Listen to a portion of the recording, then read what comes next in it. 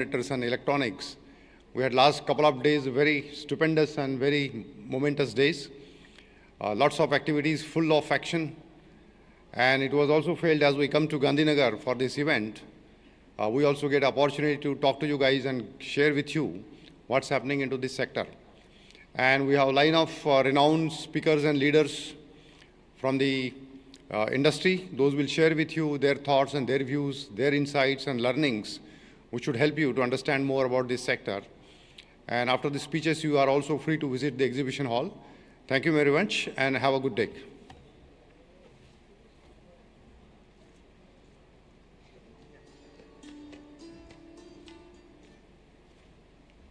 So I am Ved Prakash Mal. I am Director Sales and Marketing of IESA. I welcome you to this important session. Here several leaders would talk to you. They will talk to you about the various career opportunities and what kind of things you should learn and what you should look forward in the ESDM and semiconductor sector. So you students are the future of India. India is building its future based on technology. So we are kind of trying to be the technology superpower of the world, and semiconductor gives us a big edge. We have already established ourselves as a power in information technology. So software is our soft power. Now we are going to gain hardware power, and so that we become unbeatable. So about ESDM means Electronic System Design and Manufacturing. This term was coined by IESA way back when IESA tried to capture the whole value addition in electronics. Then they came out with this term because this captures the various stages of value add that happens. So we will talk about ESDM, we'll talk about semiconductor and how you should prepare for a paying career in semiconductors. 20% of VLSI engineers worldwide are Indians. It's a very proud achievement. We are, population-wise, we are 17% of the world. 17% of the people in this world are Indians. We are largest by population, and for semiconductor manufacturing, we are at 0%. We don't produce anything. Still, 20% of the engineers are semiconductor engineers. Imagine when we produce 10% of the semiconductor output, and we would be not less than 25%. So imagine the dominance of Indians into this sector. So you can, anywhere in the world, if you have semiconductor job, you will find many Indians around. So now I would call Mr. Sanjeev Keskar to please address you guys. Thank you.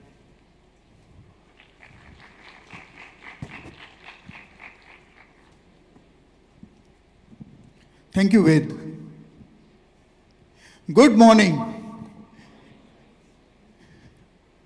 Okay, friends, I am Sanjeev Keskar. I spent 30 years in semiconductor industry. I was country head of AMD, Motorola Freescale, National Semiconductor. My last job was with Aero Electronics, and last 4 years I am supporting startups and MSME in electronics and semiconductor. So today I am going to give you an overview of global semiconductor and electronics industry, as well as what's happening in India, and then what are the opportunities for all of you moving forward. So next slide, please.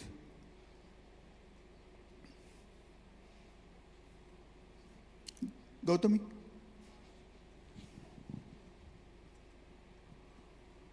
Yeah.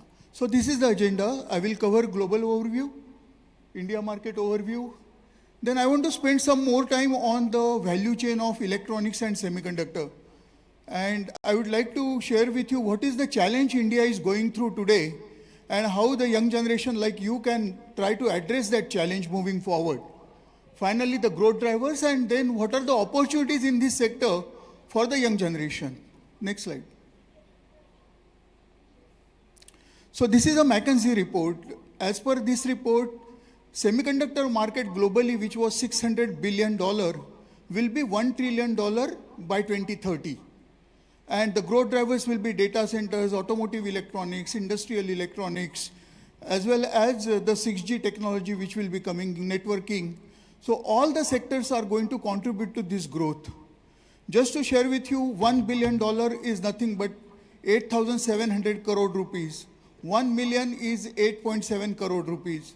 So imagine the growth we are going to expect in this particular sector globally. Next slide, please. This is the latest IESA report, which was published by Minister Shri Ashwinji Vaishnavji just 3 weeks back at Odisha. And as per this report, India market in 22-23, which was around $120 billion, is going to grow to $400 billion by 2030.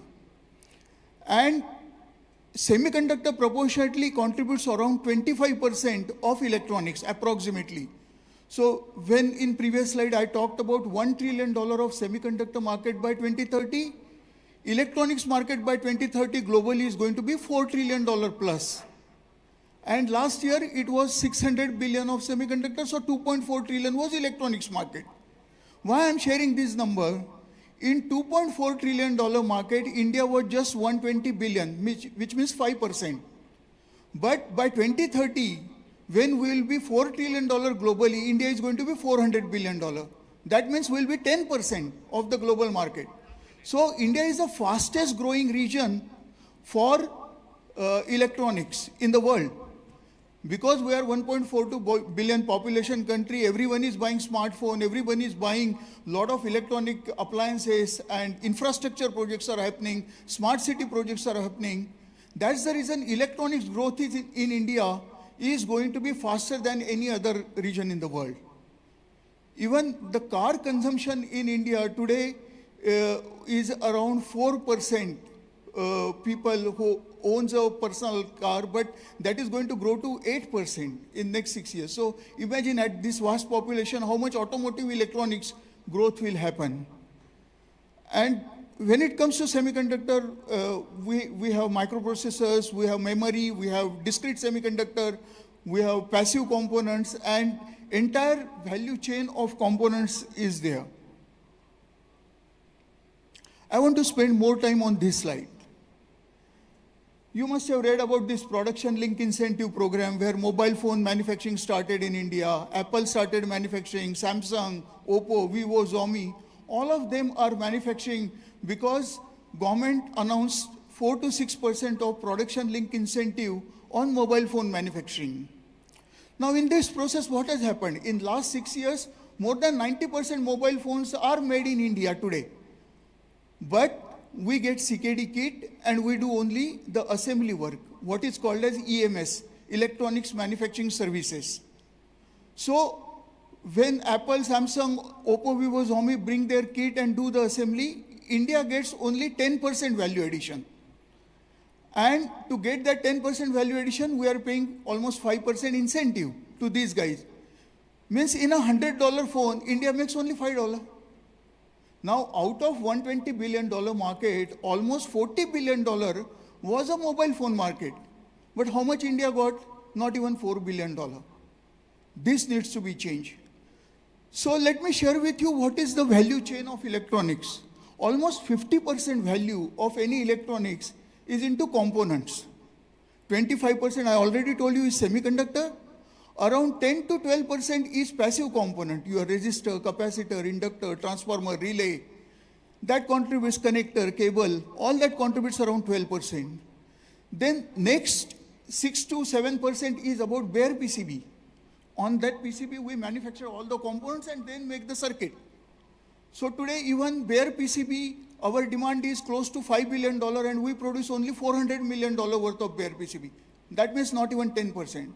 So what's happening? Almost entire component ecosystem we depend on import. That means 50% value we never get. Got it?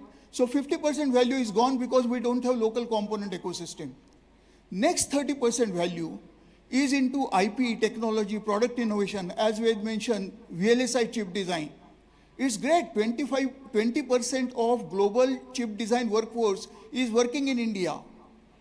Intel, Qualcomm, Texas Instrument, Infineon, ST Micro, NXP, you name it. Top 30 semiconductor companies have their captive design center for chip design activity in India. But what India gets? India gets jobs. IP value goes to their respective headquarters of this company. Same case with electronic companies.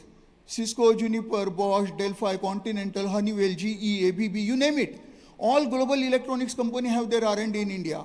We get jobs. IP value goes to their respective headquarters. Same case with design services company, your HCL, Wipro, Infosys, TCS, Tech Mahindra. They are doing global technology projects from India, but we get jobs. IP value go to their customer. There are very few product companies who are doing design-led manufacturing in India. And that's our biggest challenge. How we can create IP? If I can do a next generation processor for a global company, why can't we do a processor made in India and for world? What we lack today is success rate of our startup. There are many startups who are doing excellent work, but today the success rate of those startups is less than 10%. And this needs to be changed. We need to have excellent mentoring pool. We have to have good center of excellences or incubation center to really support this startup who can build IP and product innovation from India and for the world.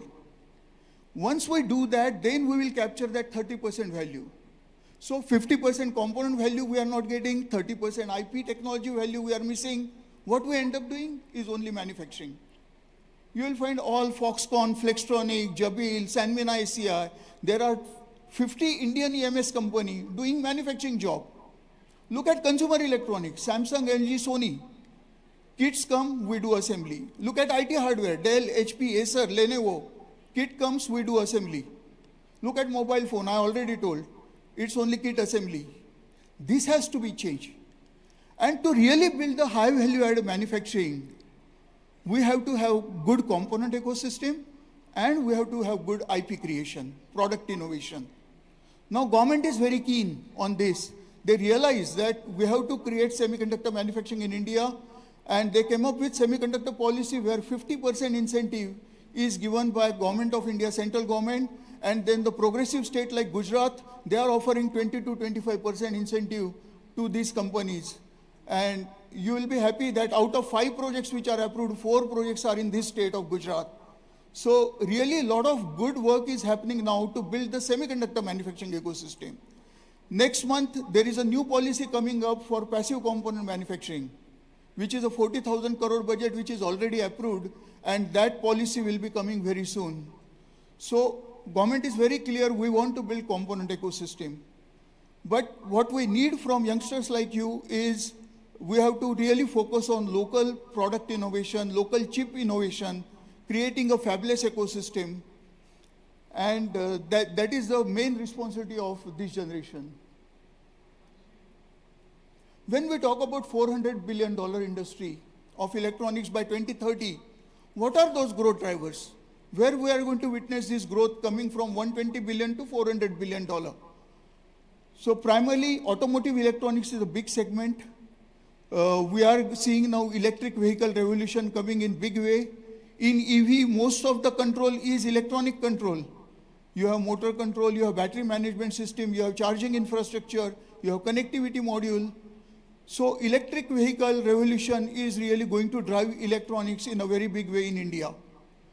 Then the new generation infotainment and telematics, as well as ADAS, advanced driver assistance systems, they are going to fuel further growth in automotive electronics. When it comes to telecom and networking, we are going to witness 6G revolution coming in near future. That will have a huge growth. There is a program by Government of India called NOFN, National Optical Fiber Network, where government is taking fiber to every panchayat. At the same time, companies like Reliance and Airtel, they are taking fiber to the home. Right now, for broadband, you may have DSL connectivity at your home, but in near future, everything will be changed to fiber. So GPON technology is going to play a big role into telecom growth, as well as the 6G revolution, Wi-Fi networks. These will be growth drivers into networking and telecom. Coming to consumer and electronics, mobile phone will be the key growth driver. Almost 40% of India market is of smartphone, mobile phone and feature phone. Then energy as well as energy meters is a very big growth segment. You know, earlier we used to have those rotary energy meter at our home, and then we moved to electronic meter. Now we will be seeing smart energy meter coming at our home. Every energy meter will have a 4G connectivity, and in next 3 years, 250 million smart energy meters will be deployed. Similarly, gas meter, water meter, all these utility meters is a big growth driver into industrial segment. Solar energy and solar inverter is another big growth driver, because we have abundant solar energy, which frankly we are not using much today. And moving forward, government has a big plan. There is a program called Kusum by Government of India, where all agriculture pumps, which are today running on diesel, will be changed to solar pumps. So solar and solar inverter, solar energy will be another big growth driver into industrial segment. And lastly, all the infrastructure projects, data centers are growing, smart city projects are growing, smart traffic management, smart pollution control or garbage collection, everything will be connected and smart, and that will be another big growth driver. So overall, as per the Ministry of IT report or ISA report, the $400 billion, they are taking into account around 120 billion of export into that $400 billion. But from 120 billion to almost $300 billion, story is very, very strong. Our consumption story of electronics is very strong. But as I mentioned you, the biggest challenge for India is currently our local value addition is less than 15%. Now imagine if we continue at 15%, when market will be $400 billion, India still will get only $60 billion. And $340 billion worth of forex will go out just to import components and IP and technology. And this is the biggest challenge which you, next generation, really has to work and focus how we can improve this value addition. There is a very interesting program called DLI, Design Link Incentive Program by Government of India. Under this program, if any startup is investing 30 crore rupees into chip design activity, they will get 50% incentive from Government of India. That is 15 crore rupees you will get from government under DLI scheme. And once your IP or chip or SoC, system on a chip, it goes into production, then you get 30 crore rupees of production link incentive. So a startup can expect 15 crore for design and 30 crore for production link incentive. Overall 45 crore rupees is given to a startup under this DLI scheme. And it's pretty simple. Government expects 100 fabulous companies to emerge from this particular program. Currently only 17 companies got the approval. So we are really looking for new proposals, new entrepreneurs to come into VLSI chip design area. At ISA and at Mighty Task Force, where I'm part of it, we have defined what will be those critical chips for India. So we decided, okay, these are the top 20 applications which contributes almost 80% of India demand. And for those 20 applications, which are chips, which are the next generation chips required, like RISC-V architecture or Wi-Fi chip or BLE 5.0 or 6.0. So we defined those chips. Now, when we are thinking of developing some fabulous ecosystem, we have to see, are we addressing this priority requirement? Can we develop some chips which are actually required for the applications which are going to be in high demand? So this is some exercise we have done at ISA. This is my last slide. What are opportunities for you, all of you when we talk about such a growth happening? Where are the jobs? Where will be the critical requirement? First and foremost, design. Both chip design as well as embedded design. And in embedded design, you have both hardware and software. Embedded software development and embedded hardware development. So embedded design and VLSI chip design is a very big opportunity. If you want to continue in jobs, I think there will be enormous job opportunity in multinationals who have set up their chip design activity. as well as global electronics design companies who have set up their activity. And there are many Indian companies who are doing a lot of R&D activity. Next is semiconductor manufacturing. This is a completely emerging new segment. Means, as I mentioned, 4 projects like Micron, ATMP is happening here, CG Power, Keynes are setting up OSAT in this state, Tata is setting up wafer fab. And this is a completely new domain. We don't have this expert manpower into semiconductor manufacturing today. So that is an emerging area for the engineers where you can get the job opportunities into semiconductor manufacturing. And also once next month the passive component policy is announced, it will open up again a very large demand for capacitor, resistor, connector, inductors. So those manufacturing activity will also come. So component manufacturing will have a huge job requirement moving forward. Embedded electronics design, I already talked about it. Sales and marketing. This is also huge. Means imagine 1.42 billion population buying $400 billion worth of electronics. You need a lot of sales marketing people to support this demand. And at the same time, electronic repairs. As a typical Indian mentality, we don't want to throw away our electronic gadgets. We want to get it repaired if it fails, and we want to reuse. So just imagine the repair market for electronics. Not only consumer electronic product, look at the industrial products. So there is a huge manpower requirement into repairs of electronics. So guys, 3 takeaways from my session. India is a very fastest growing market as far as electronics and semiconductor is concerned. India's challenge is about local value addition. Currently it is at 15%. How we can recognize at least 50% value of electronics so that when market will grow to $400 billion, we capture at least $200 billion for India. And thirdly, there are huge job opportunities and means till now what used to happen that there were very limited jobs in electronics. So even an electronics engineer used to go to IT industry. But now the time has come for electronics. There will be pretty large opportunities coming into electronics segment also. So wish you all the best and thanks for giving me this opportunity. Thank you, Sanjeev ji. Please stay. I'll request Sandeep Gupta ji, CEO AlphaWave Semi, to please hand over you the memento. Thanks, Sandeep.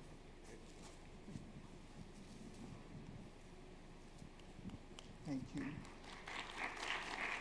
Thank you.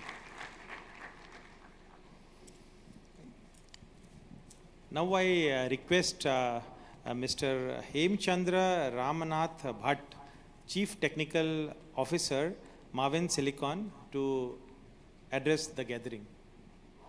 Slide changer.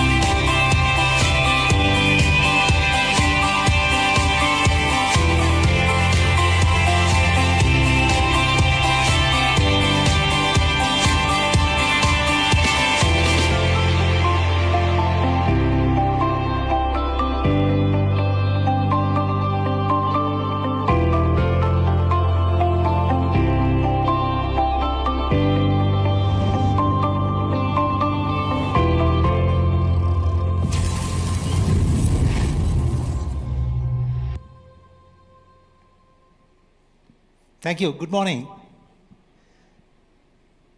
So thanks, Mr. Sanjeev. Actually, he made my life a little simpler. He spoke about quite a few opportunities.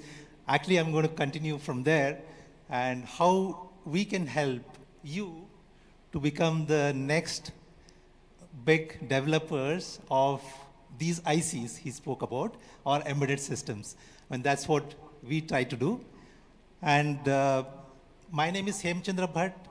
I'm the Chief Technical Officer of Maven Silicon, and I spent my 35 years in developing system-on-chip designs and embedded systems. And in fact, when I just came in, the coordinator told me that you have to inspire the students here to be the VLSI developers. So in fact, at certain point in time in my career, I had a choice, to be precise, somewhere in 1997, I had a choice to become either a VLSI engineer or an IT developer, right? So I was quite excited about VLSI, so I said that I want to be the VLSI engineer, not the IT developer. So that's how I'm here.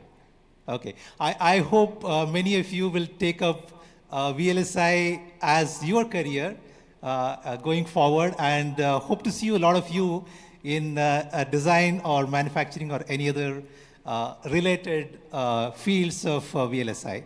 Okay, we're going to talk about semiconductor supply chain. Before that, I want to briefly introduce you to what we do quickly so that you get a understanding of how you can become next generation VLSI engineer and develop the next generation AI accelerators, I hope, because I think that's the in thing today. Yeah, so as you see, we are the top provider of training services as Maven Silicon. I'm sure many of you have heard about us. We'll give you a very brief about what we do, right? So we are, I think Sanjeev mentioned, if you looked at the processor list and the ICs to be developed, RISC-V and ARM were featuring mainly through the list, if you saw that, if you observed that. So we have partnered with both of them. We are their training provider, training partner, and we provide very good courses around these two, and I hope you will be able to take them later on, right? And we are also a member of IESA. Thanks for us giving us the opportunity today. Thanks to IESA. We have partnered with NSDC, National Skill Development Corporation. I'll briefly talk about that. What is the program we have introduced recently? And we have actually, along with NSDC and IIT Guwahati, we have actually introduced a course. I'll talk about that in a while. And we've also introduced executive MTech program for working professionals along with PES University. So that happens to be in Bangalore, right? So these are main things, and two things which probably that strike you the most will be, we have placed more than 5,000 VLSI engineers so far, and we continue to do more, right? And we have partnered with more than 250 partners whom we work with to place many of the engineers who come to us, and we place them with most of these companies, right? So I think this is very important. I think hope to see many of you there.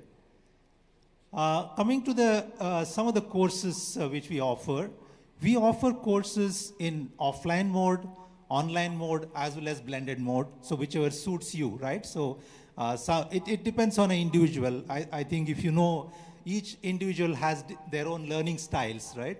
So I hope you also noticed as students, when you're learning, so some of you may learn very easily through online, but some of you may want to learn offline as an instructor-led training. So we provide both options. Some of you may have, may be able to handle both together. So we provide all the three options so that you can choose any of them, right? So if you see, we also provide the internship programs where you can do projects with us. And these are industry standard projects, so which we have chosen specifically around RISC-V or some of the interconnect, like the AMBA interconnect-based bridges or interconnects. So we provide projects around that so that you can actually be ready to get into the industry much easier, right? So I also spoke about the industry partners and the top industries. As you see there, like you can see the Samsung, Cadence, Broadcom, Qualcomm, AMD. So all the top IC providers, and hope to see many of the OSAT, basically the packaging and manufacturing partners as well. We hope to see them there as well in the coming days. We do have university programs. We work with more than 1,000 universities across India. So if you look at the ecosystem, I'll give you a brief here, and I'm going to play a video of our founder, Mr. Sivakumar, who will talk about the ecosystem, end-to-end ecosystem, how the whole IC from its inception to the delivery to the customer is actually done, right? So we're going to see the video in a short while, but giving you a brief, right? So if you see the different parts that constitute before a chip comes to a manufacturer, right? It starts, of course, with the chip design. And if you see here, Sanjeev spoke about IP providers and processor providers. You can see them there. So there are IP providers like ARM, RISC-V. Then there are EDA, I mean, electronic design automation. This is a very important piece for VLSI, because without EDA, you cannot develop any chip today, right? It's quite automated, but then there's a lot of intelligence required to run this automation as well, right? So you need to understand these tools and make sure you understand them well, how to use these tools to develop an IC, right? So EDA is another important piece. And next comes the design services providers.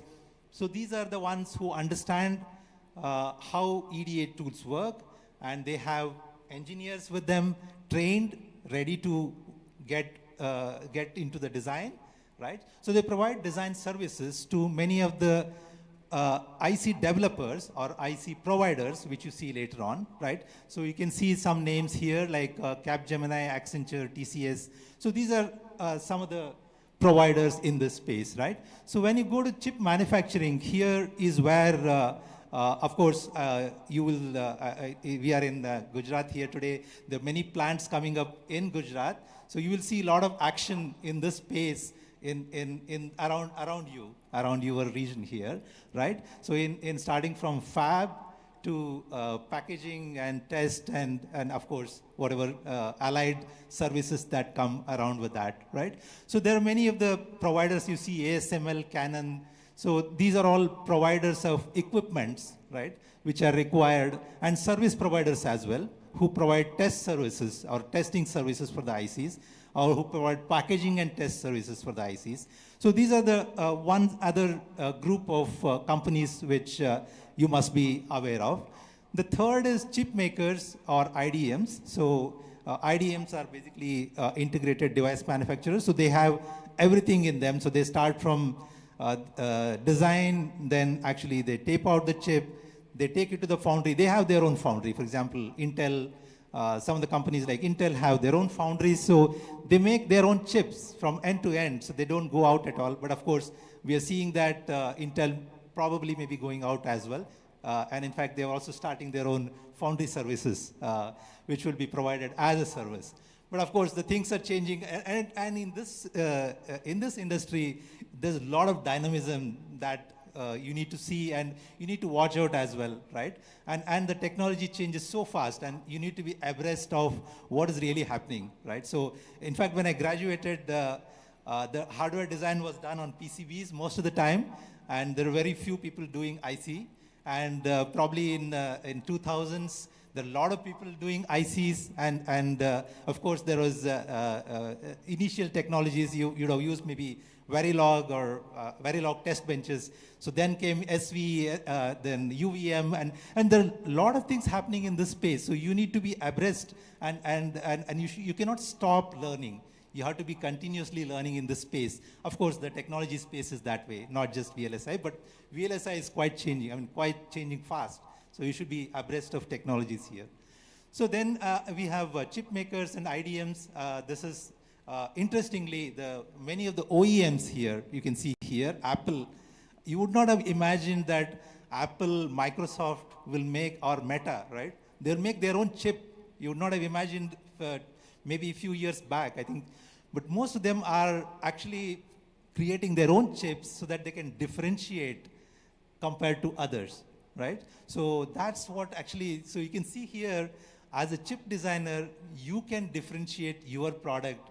So you can see Meta is not into, making products for electronics, right? So how can you imagine that they develop their own chip and create differentiation, right? So you can see that as a VLSI designer, you can actually make significant differentiation to many of the products, not just the computer or electronics, what you see around you, right?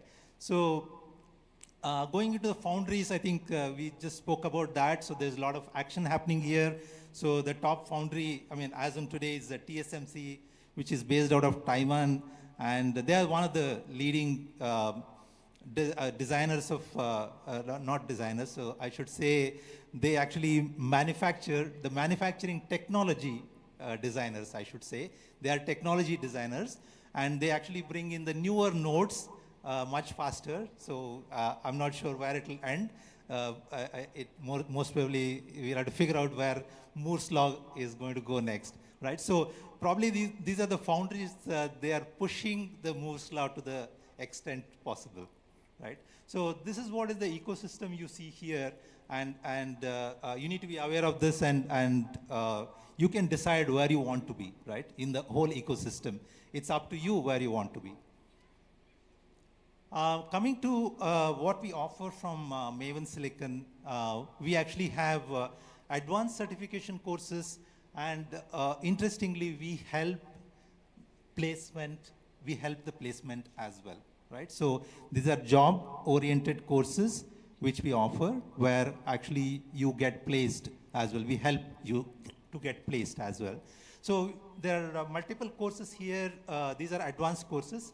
VLSI design and verification, many of them are more than 6 months. So you actually get an extensive understanding of what to do in this space, right? So as you see here, VLSI design and verification, ASIC verification, physical design, embedded system design.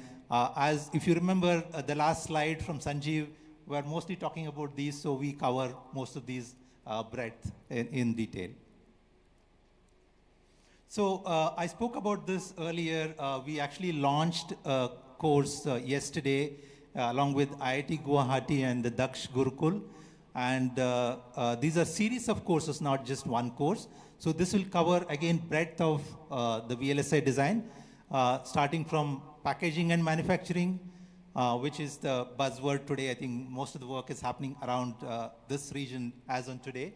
Multi-layer PCB design, analog IC design, and DFT. So these are main focus areas for us in this particular initiative. So I would request all of you to visit our booth. And today, if you're visiting, we have an offer of 10% discount for the conference, for this IESA conference. And we also have a lucky draw. So we would request you to be coming to our booth and drop in there, and we should be able to help you with that. So now going into, I'll briefly play a video of what is this semiconductor supply chain is about. Sanjeev touched upon this in his talk. Let me explain the semiconductor supply chain. Let's look at this example, iPhone.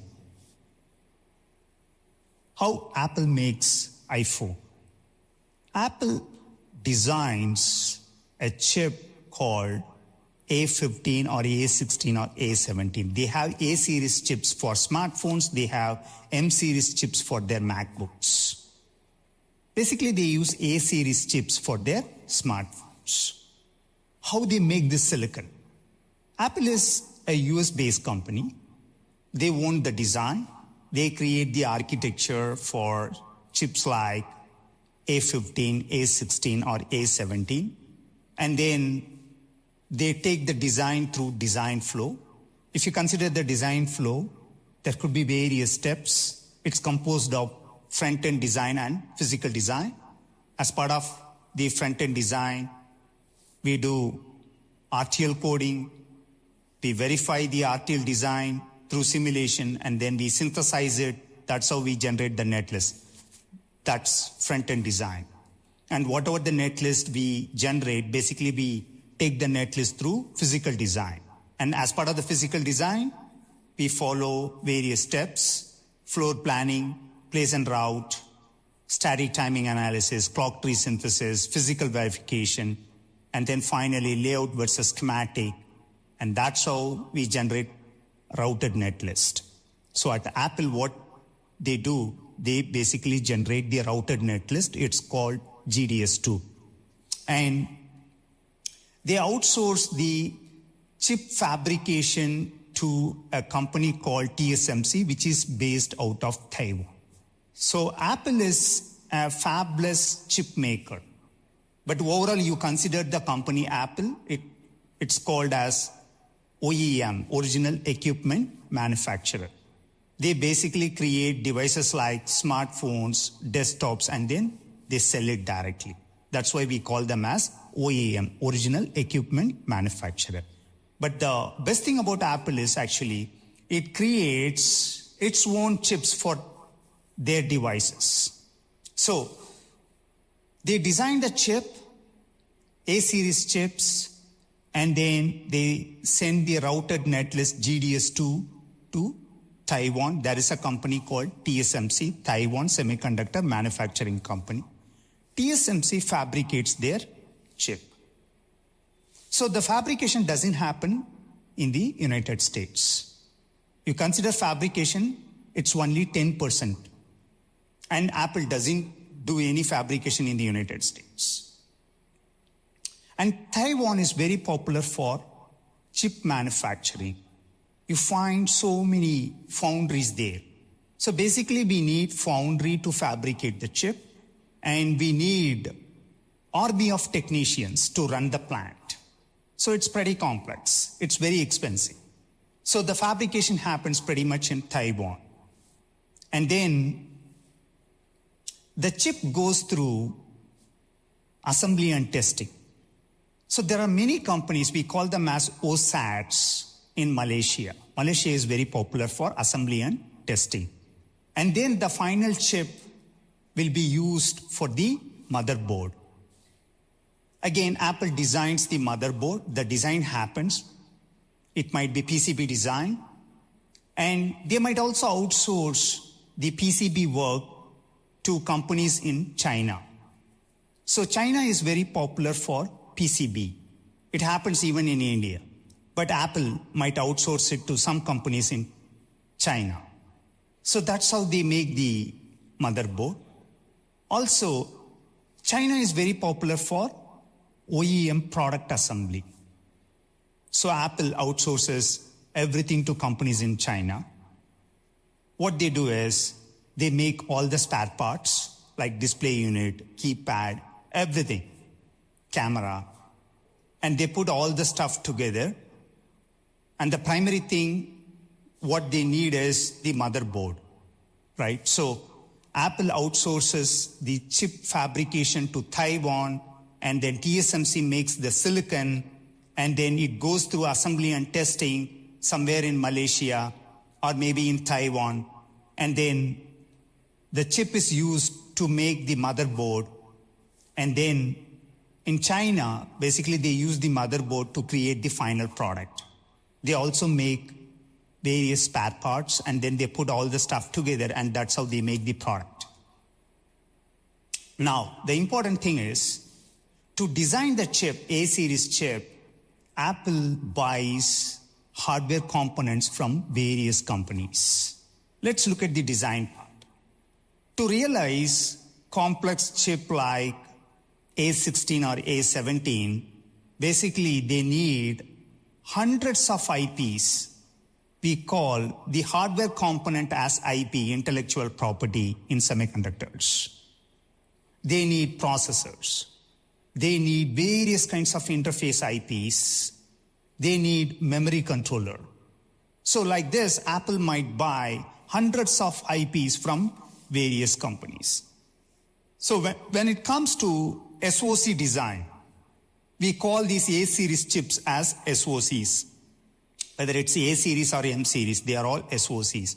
To design this kind of complex SoC, basically they need hundreds of IPs. But what they do is actually, they buy 80% of the hardware components from the external vendors, and then remaining 20% they design on their own.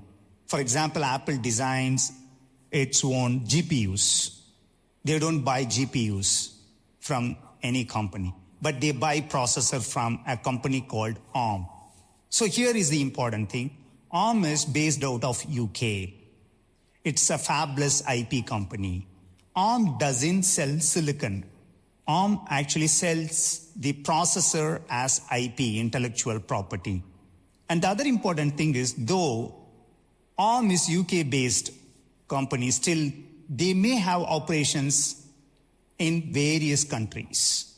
For example, ARM has operations in India. They have a branch in India.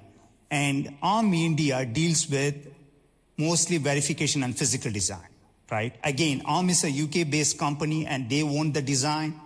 They deal with circuit design. They create the architecture. They create the RTL design. And then when it comes to verification and physical design, they outsource the project to ARM India.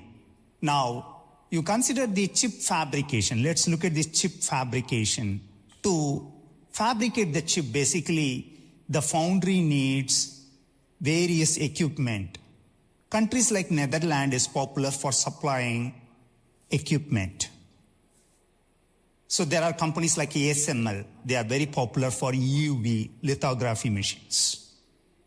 ASML provides the machines needed for chip fabrication.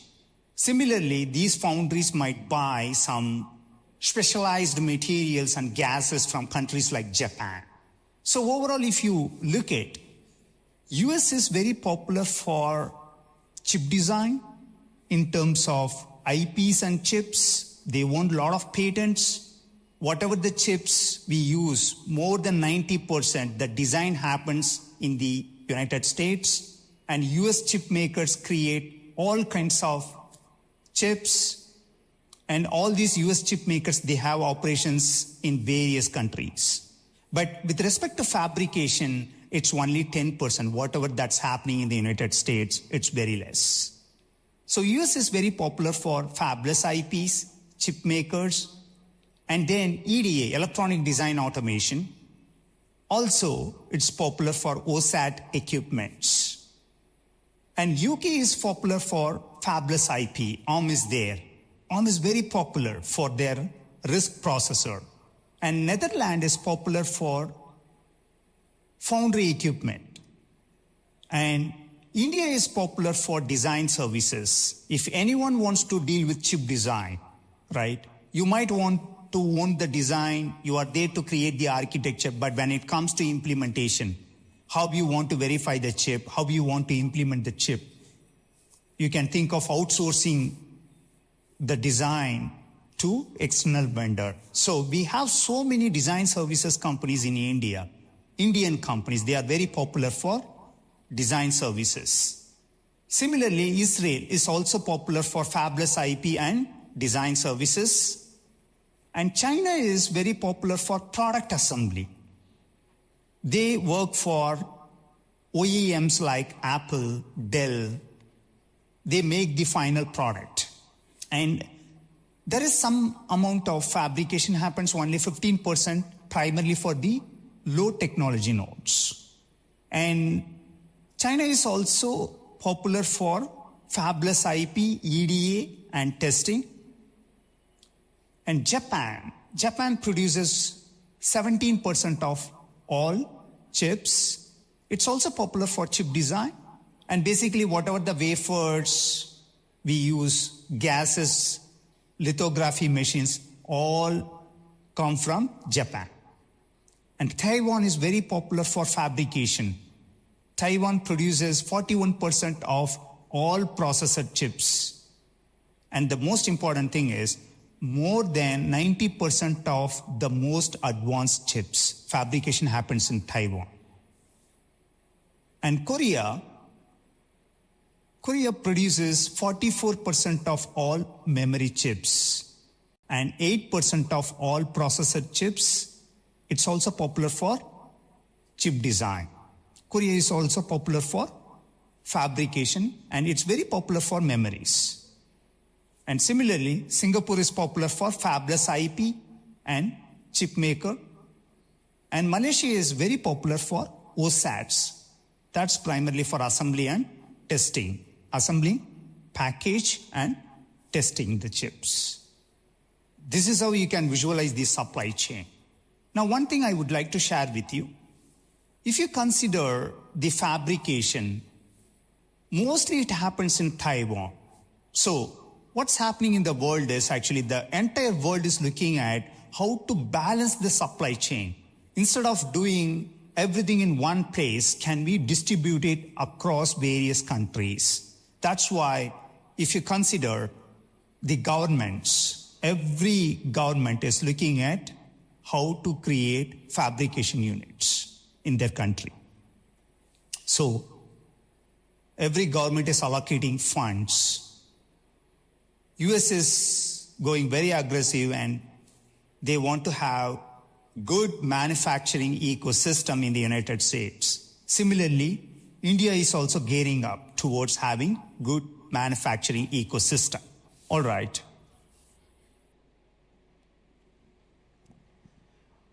Thank you very much, and hope to see you, most of you, in our booth. And I would like to thank IESA for this opportunity. Thank you, and see you later. Thank you, Mr. Hemchandraji, CTO Maven Silicon. Now I would request Mr. Sanjeev, Managing Director Proxima, to please hand over memento to honor the speaker.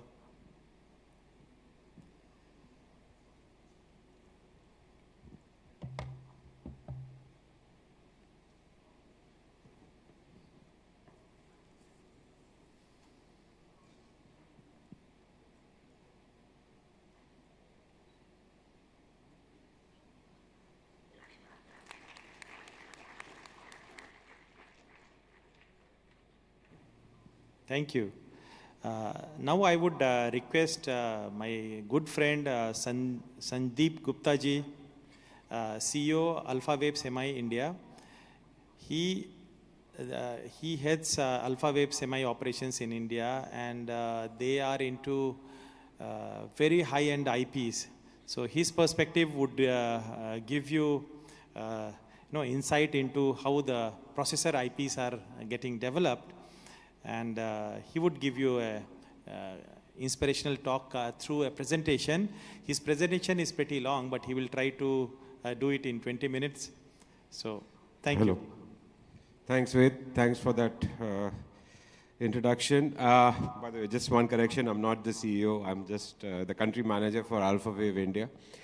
All right. So today, what am I going to talk about? I'm going to talk about what semiconductor is all about, what are the different domains that you all can, as students, look to pursue as a career. So let's get started. Next slide, please.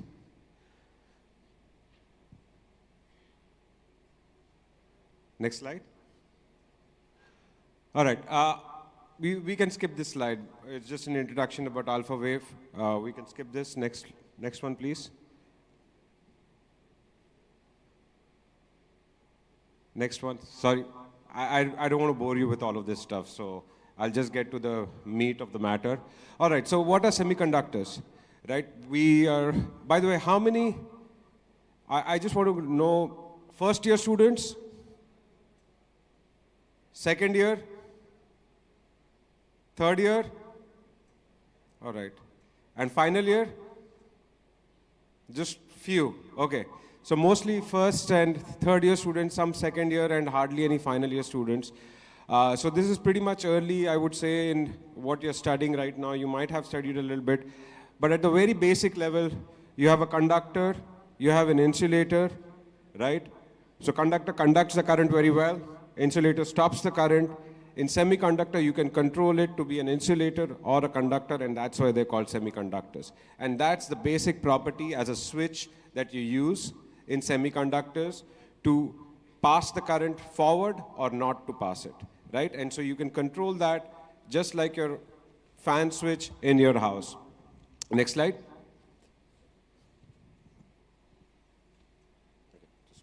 Okay.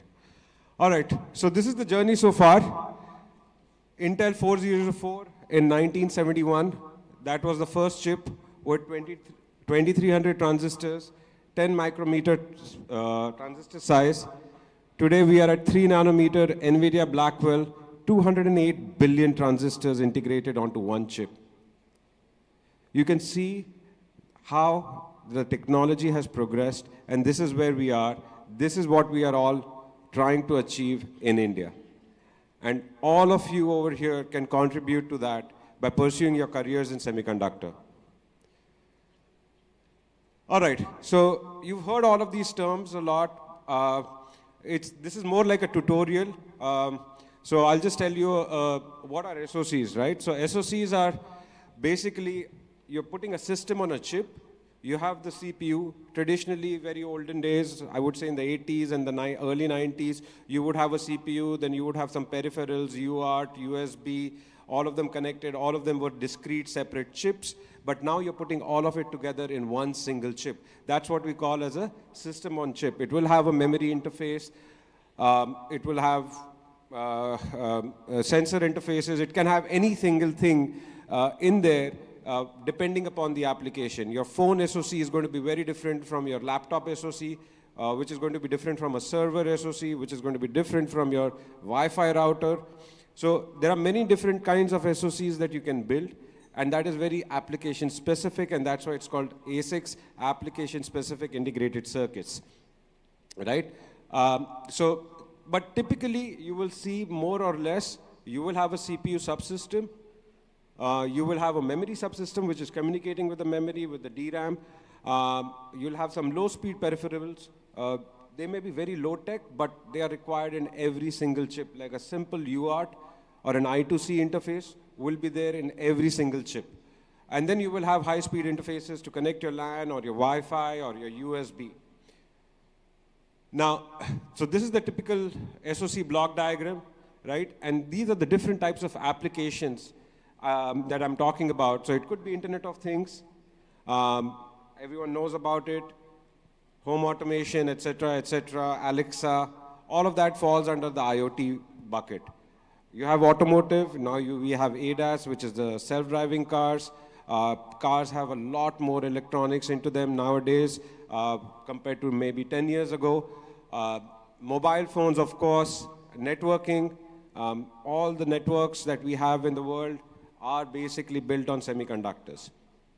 And then servers, all your YouTube servers, Instagram servers, those are all built on these kind of SoCs. And of course, AI, right? Now, if I just go back, right, if you look into this diagram, you will see that there are many different components. No one company will build every single thing by themselves, right? So you can imagine, let's say Tata, which is building a car. Tata may excel in building the engine of the car, but they're not going to manufacture the tires. They're not going to manufacture the dashboard system. They'll not manufacture the seats.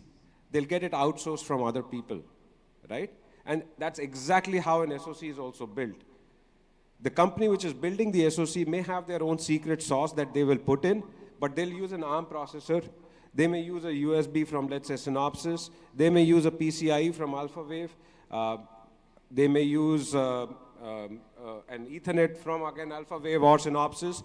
And they'll put it all together, connect it up, and build an SoC. So when we talk about this, what I'm referring to as IPs, intellectual properties, so companies like us, we are developing these IPs, which we provide to these companies, AMD, Google, Facebook. All of these guys are using our IPs and building their own chips. They are putting this all together and building their own chip. They will optimize their own performance, the SoC performance at their end. That is their secret sauce. But we as IP providers are providing it to them.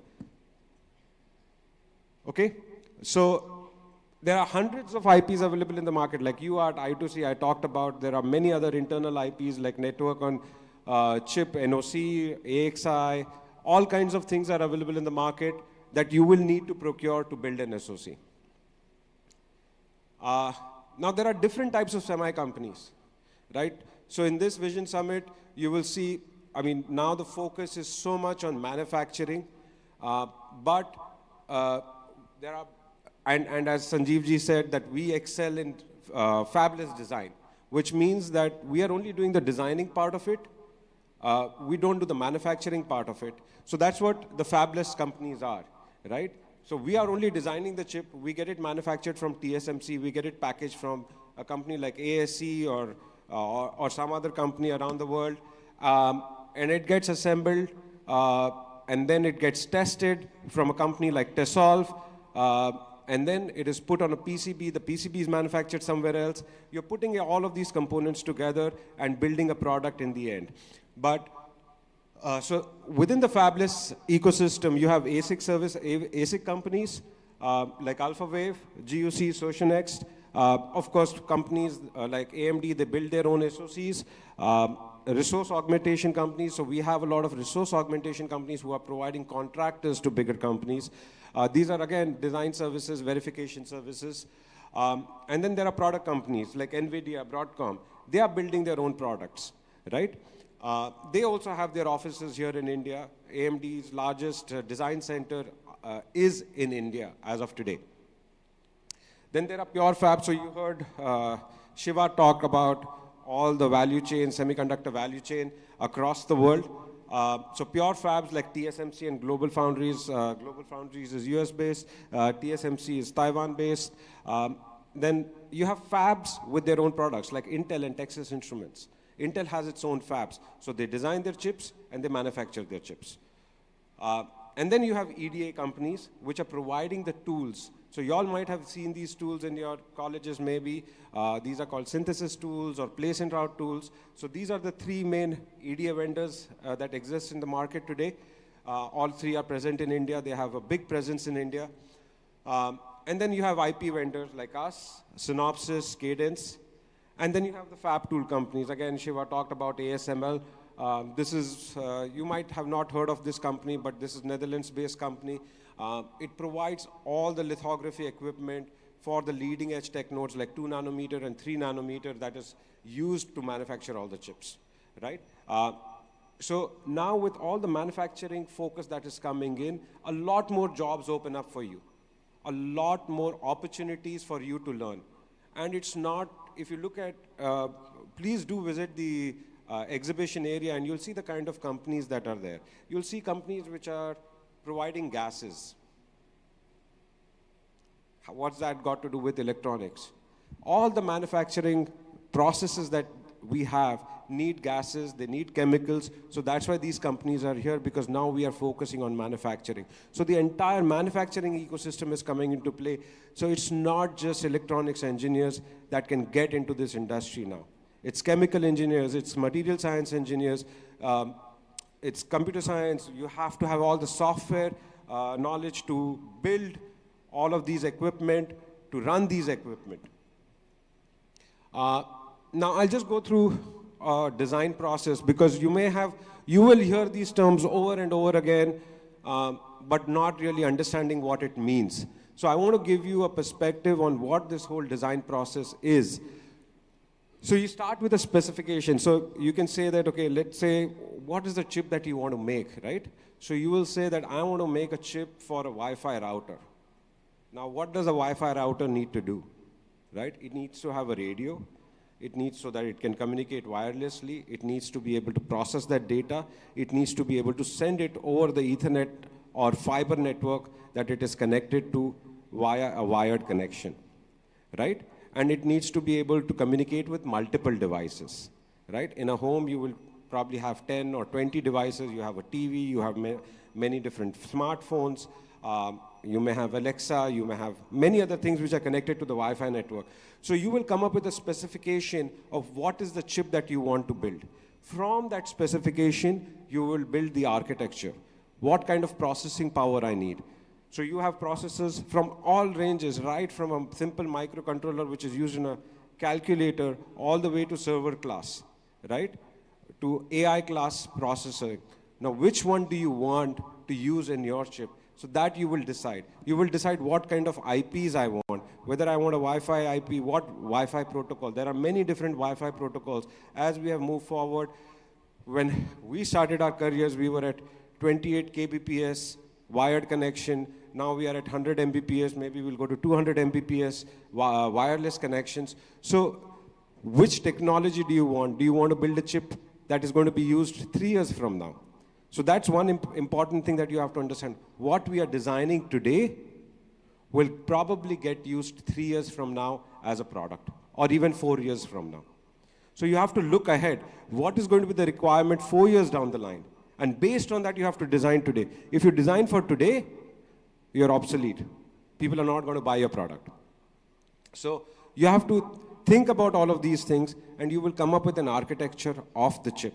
From there, you will need to decide what kind of IPs I need, right? Because now you need a Wi-Fi IP, Wi-Fi radio, you need a CPU, you need Ethernet, you need all kinds of things. So you will decide. And then you will decide which IP vendor I will go and buy it from. Then you will need to figure out the software. Then there's prototyping. Now, one thing about the ASIC industry is it's not like software. Manufacturing is an expensive process. Once you manufacture, and if you have a bug in the chip, you have to remanufacture. The fabrication times for the latest tech nodes, which is 2 nanometer, 3 nanometer, is close to 6 months. And then additional packaging time. So when I tape out a chip, what is tape out is when I release it for manufacturing, it can take up to 8 to 9 months for the chip to come back. The cost is upwards of $15 to $20 million to tape out a chip in 2 and 3 nanometer.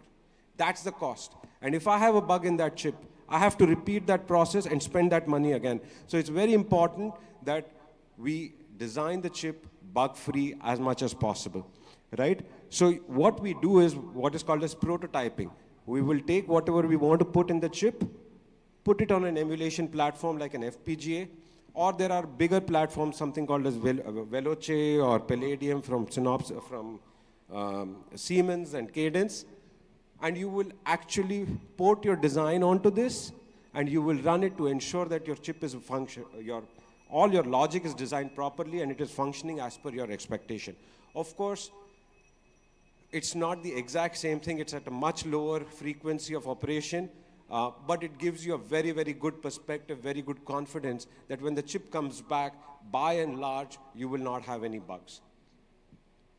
And then you get into physical design. So physical design is a process. So when we code in a language called Verilog, which is just a software code. But then that has to be converted to gates, right? So you have to convert it to actual gates. So there are tools available to do that, which will interpret your code and convert it to actual logic gates and flops. And then you have to physically place them. These flops, what are gates and flops? They are composed of transistors, right? Now you have to put it all together. This gate is communicating with this one, this one, this one, this one, and then you have to route it all. So that is called the place and route, the physical design, where you're actually converting those gates into transistors. You're putting it onto how it is going to look onto the actual silicon die. So over here, even if you look at this here, right? Is there a pointer here in this? Yeah. So over here, you will see this. This may be a memory interface. This is all logic. This is all digital logic, sea of gates, as we call it, right? And then you get it manufactured, which is called the fabrication process. So you will see these wafers. Probably if you go to one of the booths, you will see one of these wafers. So you have a large wafer on which you're stamping it multiple times. You're taking this physical design block, where we release it to manufacture through a process what we call as tape out. Tape out comes from an old way of doing things when we actually sent tapes. I don't know if you guys know the VHS video tapes, magnetic tapes. That's how we sent the data to the foundry in olden days. Now, of course, it's all digital, but the name has stuck. It's still called tape out. And you have multiple stamps of the same thing on this wafer, and then this wafer is what is called as diced. You cut it, and you create smaller parts, right? And then you will assemble it. You will put it into a package. This package design is another process. You have to design this package. So that's another career opportunity, right? This is also quite advanced now. We have, as a percentage, the highest amount of R&D dollars that are going in the world is in package design as of today. Because this technology, the kind of technology that we are looking at, when the Moore's law is coming to an end, we are stacking multiple chips together. We are putting many single silicon dies into one single package. So this is an important process. This is what is coming in India now with all the OSATs, right? We are assembling these chips. Of course, this technology is a little bit not cutting edge, but I'm expecting in the next few years it will become cutting edge. And then you have to test it. Now, when you're shipping your Wi-Fi routers, you have to ensure, like when you're putting the chip into the Wi-Fi router, you have to ensure that the chip is functioning. There can be manufacturing defects. You go to a clothes store, you buy a shirt, there might be a stain on it, or there might be a tear in it. You have to return the shirt. The cost of that return is very high.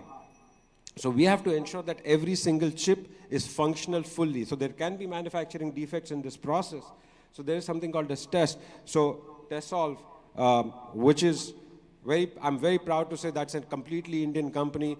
Mr. Veerappan, I don't know if he's in the audience today, but they started this company. It is the largest test house in the world.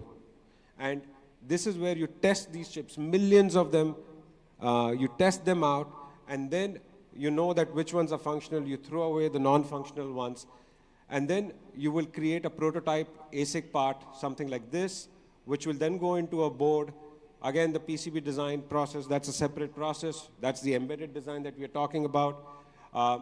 And then you will bring up the silicon in the lab, right? And you have to do the functional testing. Actually, you'll put it in a real system, see if it is functioning properly. This is another career opportunity. And then it will go into production. This is another career opportunity. So every single step of the way, there's immense amount of opportunities in India. A lot of this stuff is happening in India, except for this part right now. This is coming up. All of the other stuff is happening in India, and that is what we want to take forward. So there is no dearth of opportunities. There is no dearth of work that we want to do here. So as I said, now there are many different domains. There's RTL design, where we actually design the logic, how you want your circuits to function. You have RTL verification. You have to verify what you have written. You have to do the physical design. There's, of course, analog design. So analog design, very few engineers in this industry today in India. But this is a very, very important area where I would love to see our expertise grow. We have very limited expertise. We have good engineers, but not as many as I would like. And the reason is this is where we are designing really high-speed circuits. And analog design is an integral part of chip design. It's not just digital, right? Because, for example, your radio, the signal that comes from the antenna or the signal that you're transmitting to the antenna is finally done by analog circuits. Once it comes in, you convert it to digital and then you use it. But so this particular area is another interesting area for you guys to explore. Custom layout is when you take this analog design and you put it into transistor form. Validation is when you bring it up in the lab. And then you have the firmware/software, where you're writing the software for the chip.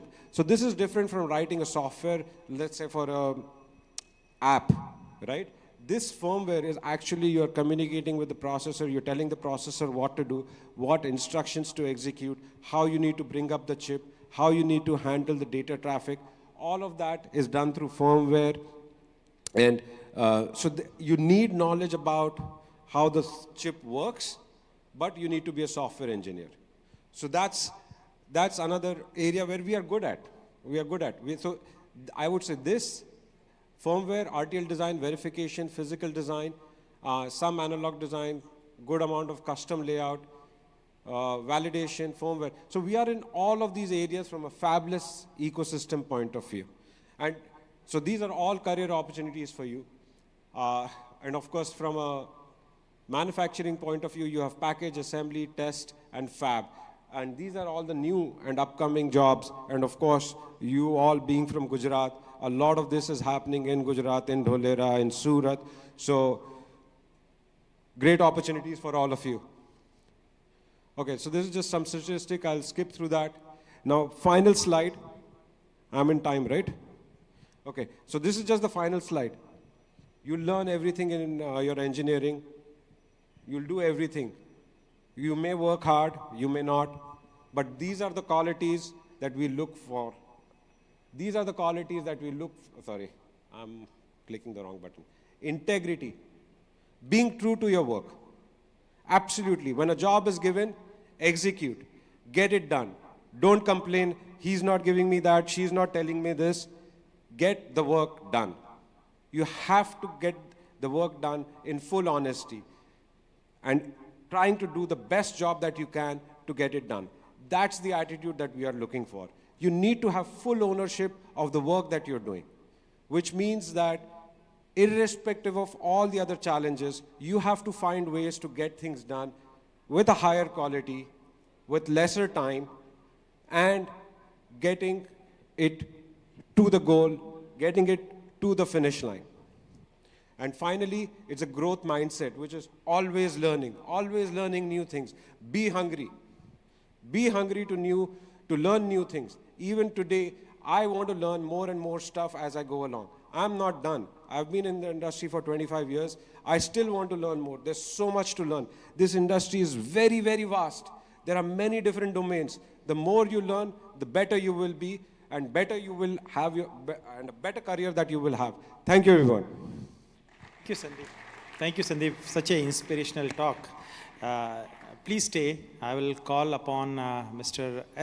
K. Krishnamurthy, ex-chairman of IESA and ex-president of IESA. He is my ex-boss too. So please hand over the memento to Sandeep ji.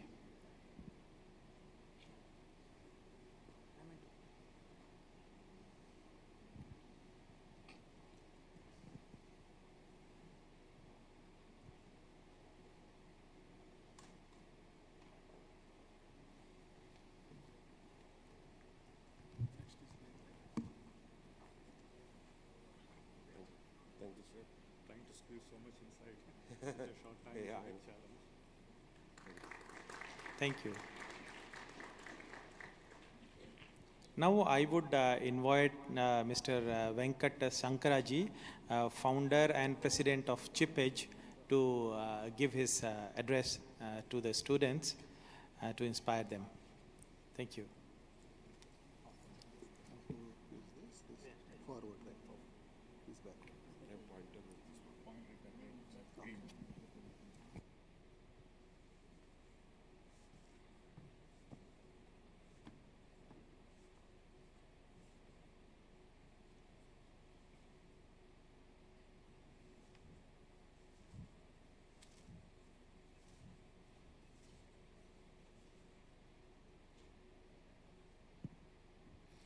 Good morning, everyone.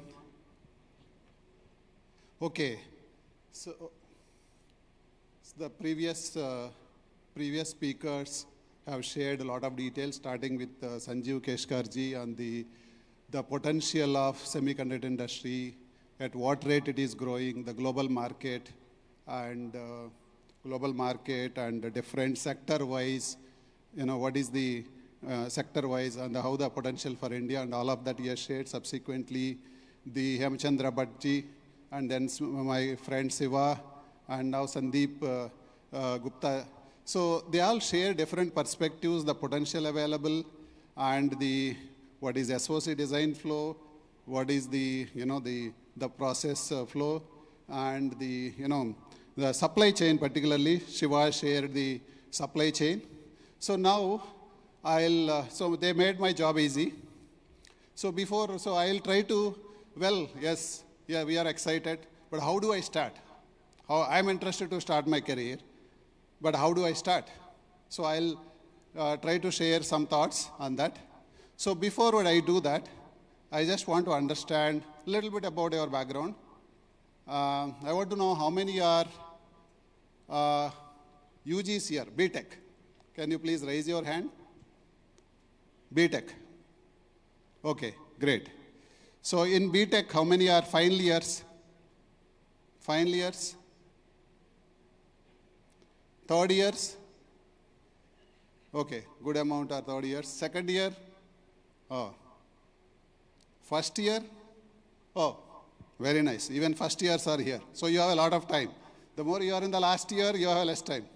First years, you have a lot of time, so that is good. Anyone in Masters, MTech? Okay, few of you. Very good. Professors. Few of the professors.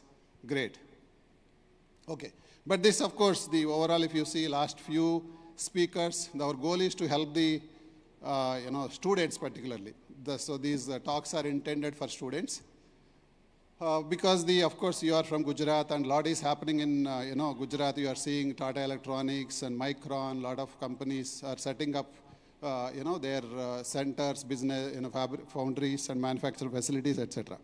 So yes, you all want to know how to start your career, right? How do I? Yes, I am interested, but how do I enter? What industry needs?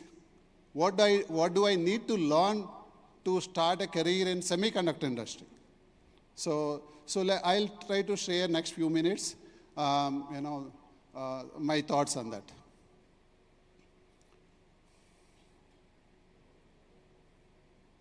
Yes, we all know, we all use electronics. I mean, that is nothing new. Unfortunately, our life is dominated by too much of electronics. Everything we use, everywhere, whether it is mobile or, watch or, laptop, everything is electronics, dominated by electronics. So that is anyway known. But within each product, right, there are semiconductor chips, which you are aware. So if you classify that, you have a computing or processor chips, whether it is we use in mobile or laptop, or the servers, AI processors, communication chips, modem chips, networking chips, then storage, automotive, defense. So the chips are there everywhere. So, and I think the Sandeep shared, they are, S6 or SOCs, designed for a particular purpose, right? I'll also try to share a little more thoughts on that. So if you take a little more details, let's say if you look at you take iPhone 15 and tear down. Typically, there is a process, tear down, open it and see what all is there. Let's see what all is there. This is one of the PCB side. You see different chips highlighted in different color. The processor, Apple processors, ST Micro power management chip, Apple power management chip, TI battery charger, and Broadcom wireless power receiver, TI, Apple audio. So some of it, as Sandeep, good friend Sandeep mentioned in a previous, every company, no company makes chips 100% on their own. Even Apple, he clearly shared the details. They source different parts from different, display from somebody, package, battery from somebody. So even in semiconductor chips, so they source each chip from some vendor. So some of them Broadcom, some of them Apple has their own chips, some of them they source from other companies. So they assemble together and release the product. So if you see in the connectivity, right? Of course, mobile has to have connectivity. The RF module will have a transceiver, modem, Bluetooth, and Wi-Fi module. Some of them are supplied by Qualcomm, some of them from Broadcom. So it's coming from different, it's all chips or semiconductor chips coming from different, fabless semiconductor, it's also discussed fabless companies, right? So if you look at, you might have heard, how many of you heard a nanometer, technology, fabrication, 28 nanometer, 13 nanometer? Any of you heard this nanometer technology word? Few of you, okay. So this is where the manufacturing happens at this technology, right? So if you look at how the trend, declining trend, how the transistor or the manufacturing technology is shrinking because the advancements in that, manufacturing technology where transistor channel length is decreasing. That is the main, the fundamental thing for the revolution of this technology, the manufacturing technology year on year.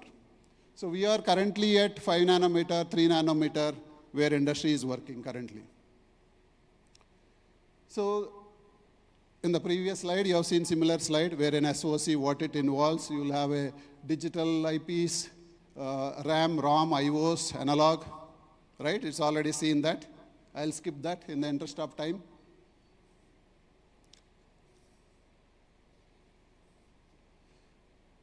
So the very detailed flow in the previous, also shared. I will skip that, but I'll try to make you understand the ecosystem.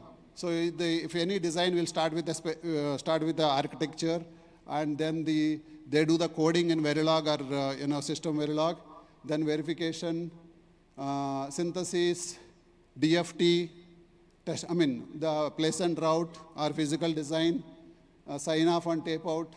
These are the IPs where they use different IPs, as shared in the previous session. And EDA tools. EDA tools are a must. Cadence, Siemens, Synopsys. One of the tools is a must. They use these tools. And you may have them in the college also. And this is a must. Any given time, you will be using one or more than one of the tool. Without tool, you are literally helpless. And they are costly as well. And then the manufacturing. So far India is only having design. We are known for design in the whole world.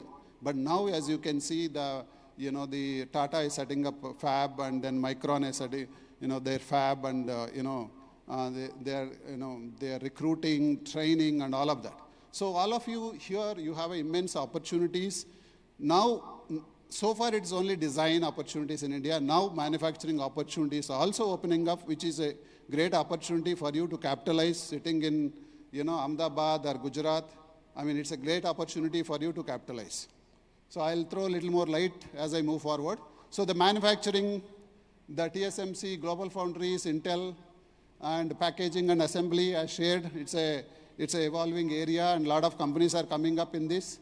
The board design, testing, in the previous slide, previous session, you have seen a great slide on that. It's just a different representation of the same point. On the other hand, if you take a chip design flow, right? This is a digital flow. If you want to design a, let's say, processor, let's say mobile processor, next version. This is the flow where, starting with specification, RTL design, I think I've repeated the same. On the other side, you have a tools list also, what all tools are used for different steps, libraries and all of that. And these last two, fabrication and package, are new, which earlier these are not there in India. Now we have all this, which means literally starting from specification till fabrication, packaging, testing, and everything we have in India now, which is beauty. So which means all these are opportunities, job opportunities for you. So if you look at how a different way of representing the same, how the design views are changing from, as you can see here on the left side, for the same flow, till the way, the block diagram to, coding level to schematic gate level, the physical level, wafer level, packaging level. So how the design is changing until you make a final IC, right? Now let's see, well, if that many steps are involved in a process, in a chip design and manufacturing, let's see what all the different types of jobs available. So these are some of the types of jobs available. See, starting with RTL design engineer. Starting with RTL design engineer is equal to a developer in a software job. Development, who does the coding. But in this case, we code in a RTL, HDL language. Verilog HDL, system Verilog is the next language. So this coding in designing, core designing work using HDL, RTL design, then do the verification or testing. So this is called, in software it's called test engineer, manual testing or automated testing. Here it's called design verification engineer. Then DFT engineer, who tests for manufacturing defects. Whether design is manufactured correctly, what is the guarantee that it is manufactured without manufacturing defects, right? That's a DFT engineer ensure that does certain changes to see that it helps to test the manufacturing defects. Then physical design engineer who prepares the design for fabrication in CMOS technology. So the foundry work will start from anything from the physical design onwards, foundry work starts, or manufacturing work starts. Then physical verification engineer, it's all related to the preparing the design for foundry or fabrication. STA engineer, which ensures that your design is running at a certain frequency, 2 gigahertz, whether it's running or not. So the STA engineer, static timing analysis engineers ensures that. So this is a typical jobs there are a few more. I mean, power analysis engineer. In fact, in industry, everything is a specialization. There's no one single VLSI engineer. These are all different specialists as to work together as a team, 100-member team, 200-member team. So that's the reason teamwork is also important. I'll come to that slide. What skills industry needs or expects from you? I'll come to that slide. So if you look at the analog side, I think, Sandeep was mentioning analog design engineers. It's a cream job, well paid also, well paid. There are less engineers available. There's a lot of demand in India. Analog design engineers, analog or custom layouts, who prepares the design for fabrication. Then analog and mixed signal, where you have analog and mixed signal also, which means when the communication between analog to digital, digital to analog, there is a interfaces, you need both skill sets. That's called analog and mixed signal engineers. These are the different engineers, some of them. So other than these are some more, those are very popular. These are still, the other different roles in the industry. Validation engineers, these are typically board level. Then post-silicon validation, these are mostly in the post-silicon. After silicon comes, there's a board level, validation engineers. Characterization engineers, library development, CAD or methodology. This is another area where there is automation, where a lot of automation. If you are good in automation, you are good in scripting. I mean, these are typically people go there into methodology or CAD engineer. And on the other side, as already shared in a previous session, EDA, Synopsys, Cadence, Siemens have the R&D engineer roles. Particularly, if you are good in coding, like language, you are good in developing an algorithm, you may be an ECE, EEE, or whatever, but still you are good in coding, you like coding, right? So you can become a R&D engineer in tool development. That's a well-paid and interesting job. It involves using your C, C++ to develop the tools in these EDA companies. Then validation engineers, application engineer, product engineers, so many more jobs are there in EDA companies. And it's because complete production, they are also products, they have many tools. So that itself is an industry, EDA industry. That itself is a sector. So other than these, fabrication, I mean, so far, now, these are not there. These jobs are not there. Now you have, being in Ahmedabad and Gujarat, you have these opportunities as we are interacting with some universities. Then the companies are partnering with some of the colleges to offer training in packaging, testing, and all of that by setting their labs. So now you have these opportunities. Of course, these are the fab related, which may be there in the Tata, Micron, etc.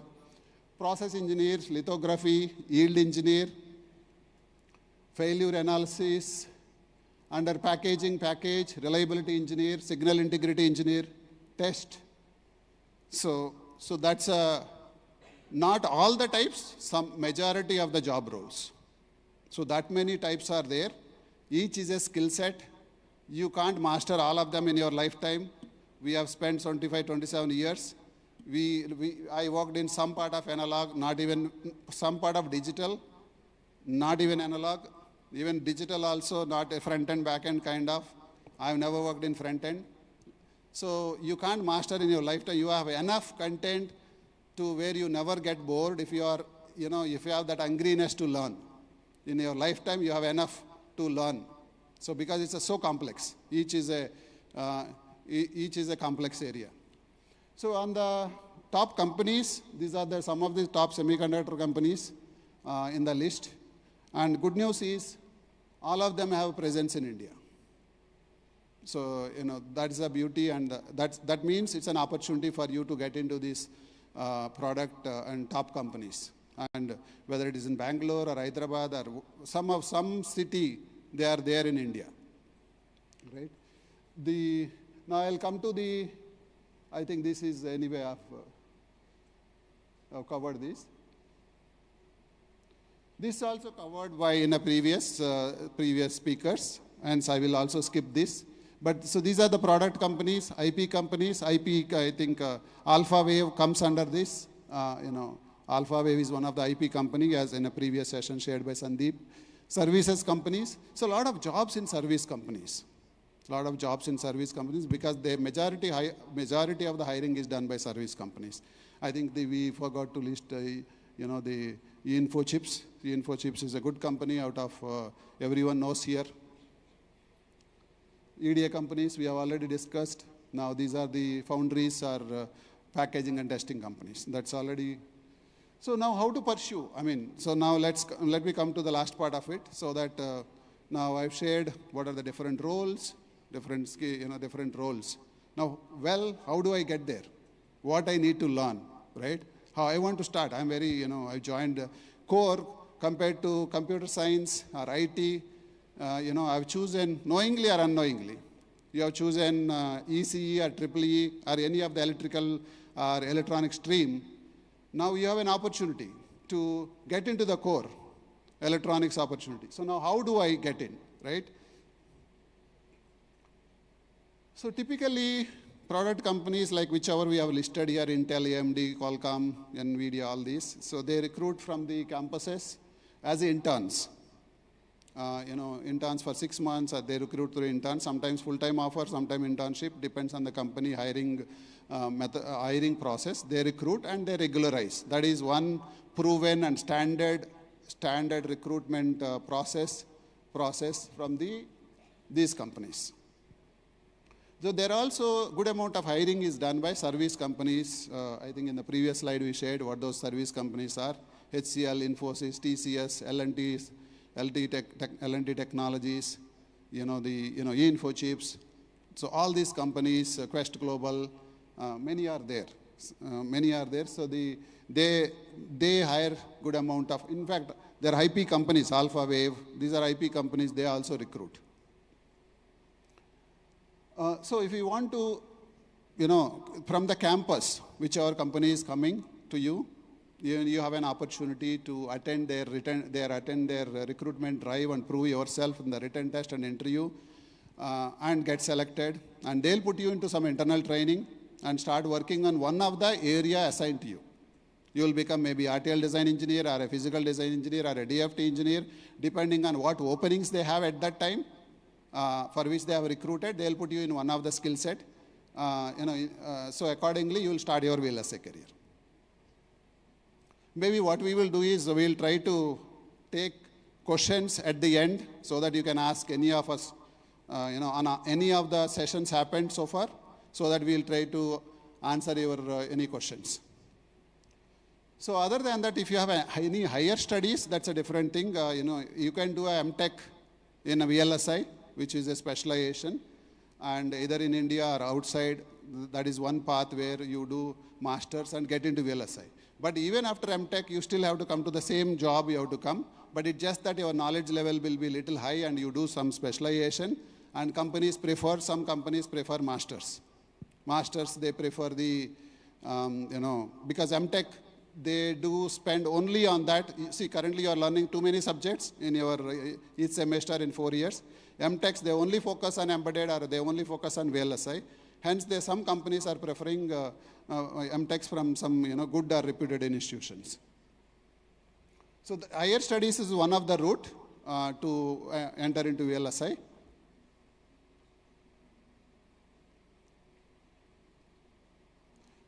So what companies expect, like when they come for interview, when the recruitment, right?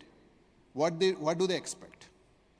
So they expect, because you are not computer science, you are not IT, you are not mechanical, civil, if it is a software company, right? If TCS is coming for a drive or Infosys, Wipro, and they are hiring for their IT or, IT. So for them, whether you are ECE or, chemical or civil, everyone is same. Because they have it's IT related work. But in this case, since it's a semiconductor industry, you have to, there is a hardware, transistors, it is a CMOS related devices. So they expect certain electronics related conceptual knowledge. So that is one main, important expectation from the industry. And most of the complaints are industry, because we kept regularly being in the skill development company, we are in the market for last 12 years. So most of the companies recruit regularly, as a finishing school from us. So what they expect from us is they repeatedly say, they are expecting a strong foundational conceptual knowledge. Not on all your engineering subjects, whether it is a control system, electromagnetic field theory, satellite, they don't want all those subjects. Thankfully, you only need digital electronics, which is easy subject, and CMOS, your electronics device and circuit, how a transistor works, how a CMOS transistor works, when it will be on, when it will be off, how the characteristics works, what happens if we increase voltage, what happens to the power, what happens to the, the leakage, dynamic power, leakage. So this, they want a conceptual strong knowledge. Then if they are recruiting, some companies, if they are recruiting for a certain skill set, of course, Verilog HDL, good to have and a must for some of the skill sets for verification, it's a must. So if they are recruiting for, particularly when they come to, the finishing schools like Chip Edge, they look for certain, let's say it's a design verification or physical design. They look for how much knowledgeable you are on a physical design, how have you used the tools, can you use the tools, to do the physical design job, etc. They expect a conceptual knowledge and then tool-oriented knowledge also. Whether you have done the project, how good are you in the project, kind of. And no need to, already highlighted the soft skills in the previous session, integrity and the growth mindset. So the soft skills, particularly attitude is another thing. Number one, companies are saying attitude is the first thing we want to look at. Are you ready to learn, ready to work hard or no? The attitude. So that is number one, the skill set, soft skills they are expecting. So soft skills are equally important, as you know. So the, other than the technical skills. So these are, let's say, when you have these many courses and specializations in the market, sometimes you get confused. What to choose, how to choose. Sometimes we keep hearing, and I'm sure some of you agree with that. Sir, I don't like coding. I am not interested in anything related to coding. Some people say that. So it's okay. If you are not good in coding, that's fine. There are many other areas which is coding independent. We don't need coding. You don't need a language. You don't need to be good in language. So there are certain subjects, certain specializations which don't need a coding. So accordingly, you can choose. We just, since we offer certain courses, this is what our recommendation used to be. If you are good in, so CMOS is required whether you do physical design or do analog layout or analog, because ultimately you have to fabricate in CMOS. So you should be good in a CMOS level, transistor level concepts. So even for DFT, because ultimately it is tested, it is CMOS fabrication, you need a CMOS. And then digital is a must subject for all these specializations. Programming, if you are good in coding and programming, then design verification is preferred. Sometimes RTL design also, design and verification. So the coding, the language comes here. It's a must where, if you are good in language or coding, then you can choose DV, design verification. So briefly, so now that's what industry expects. If you are good in that, let's say, even let's say at a conceptual level, whatever you have read, these digital and CMOS, if some company is hiring, they do test aptitude also, analytical and reasoning skills, which are a must for an engineer. So if you are good at that and they will recruit, you get selected, then they put you through the training. So sometimes what they do is, what they do is they send these engineers to us to train them. Okay. So we are 12 years old. I mean plus we are there for 12 years offering these trainings. We have 200 plus companies hires from us regularly, and we so far 5,000 engineers we have trained. So we have different courses for students, freshers, working professionals, for the companies, for the faculty, etc. Different courses. Working professionals, we are offering these courses for 12 years. This runs on a weekends.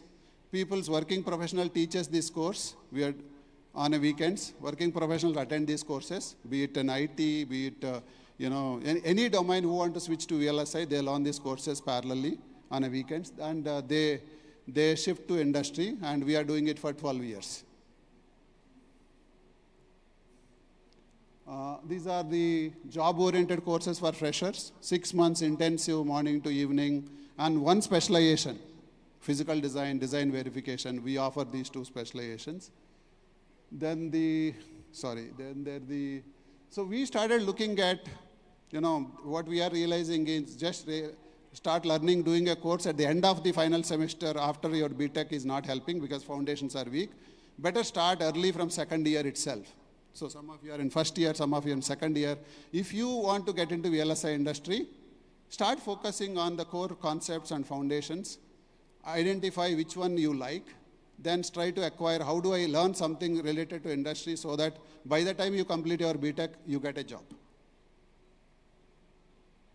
So these are our different courses on our learning platform. Yeah, I'm done. Thank you. So much. This is the learning platform. Thank you so much. It was really detailed, very nice presentation. And I would like to call Mr. Devendra Kaul, DGM, Member Relations, IESA, to hand over a memento.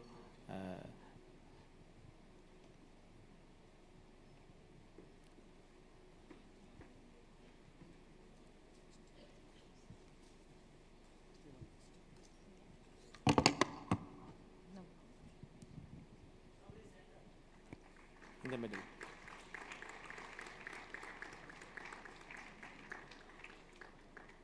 Thank you.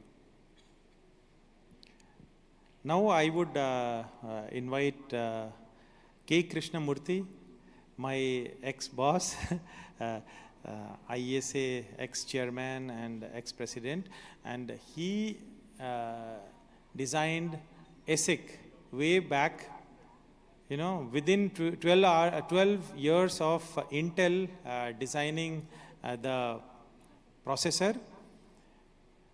Krishna designed ASIC just within 12 years of first time ever the processor came. That was in 1974. Intel designed the processor. I think I was toddler at that time. And in next 12 years in India, Krishna designed the chip, ASIC. So he is an industry veteran. I have a lot of respect for him. His career spanned all of, in public sector. He ran companies like National. He headed National. He was in TI.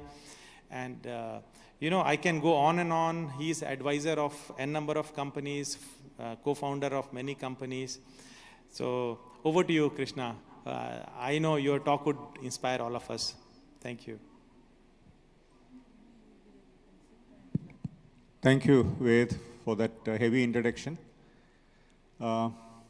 Before I start, I would like all the faculty members who are sitting in the back, if you can come over to the front. If any of your faculty members, please raise your hands in the back. I request you, all of you, sir, to come to the front, because part of my talk will be to you. So I would like to talk to you also directly. Some of you are in the front. I can see that. Please. And again, for the students also who are sitting at the back, there are plenty of seats in the front. You can, I know, even in my college days, you'd like to sit in the back seat and escape questions being asked. Be rest assured, I will not ask any questions to you.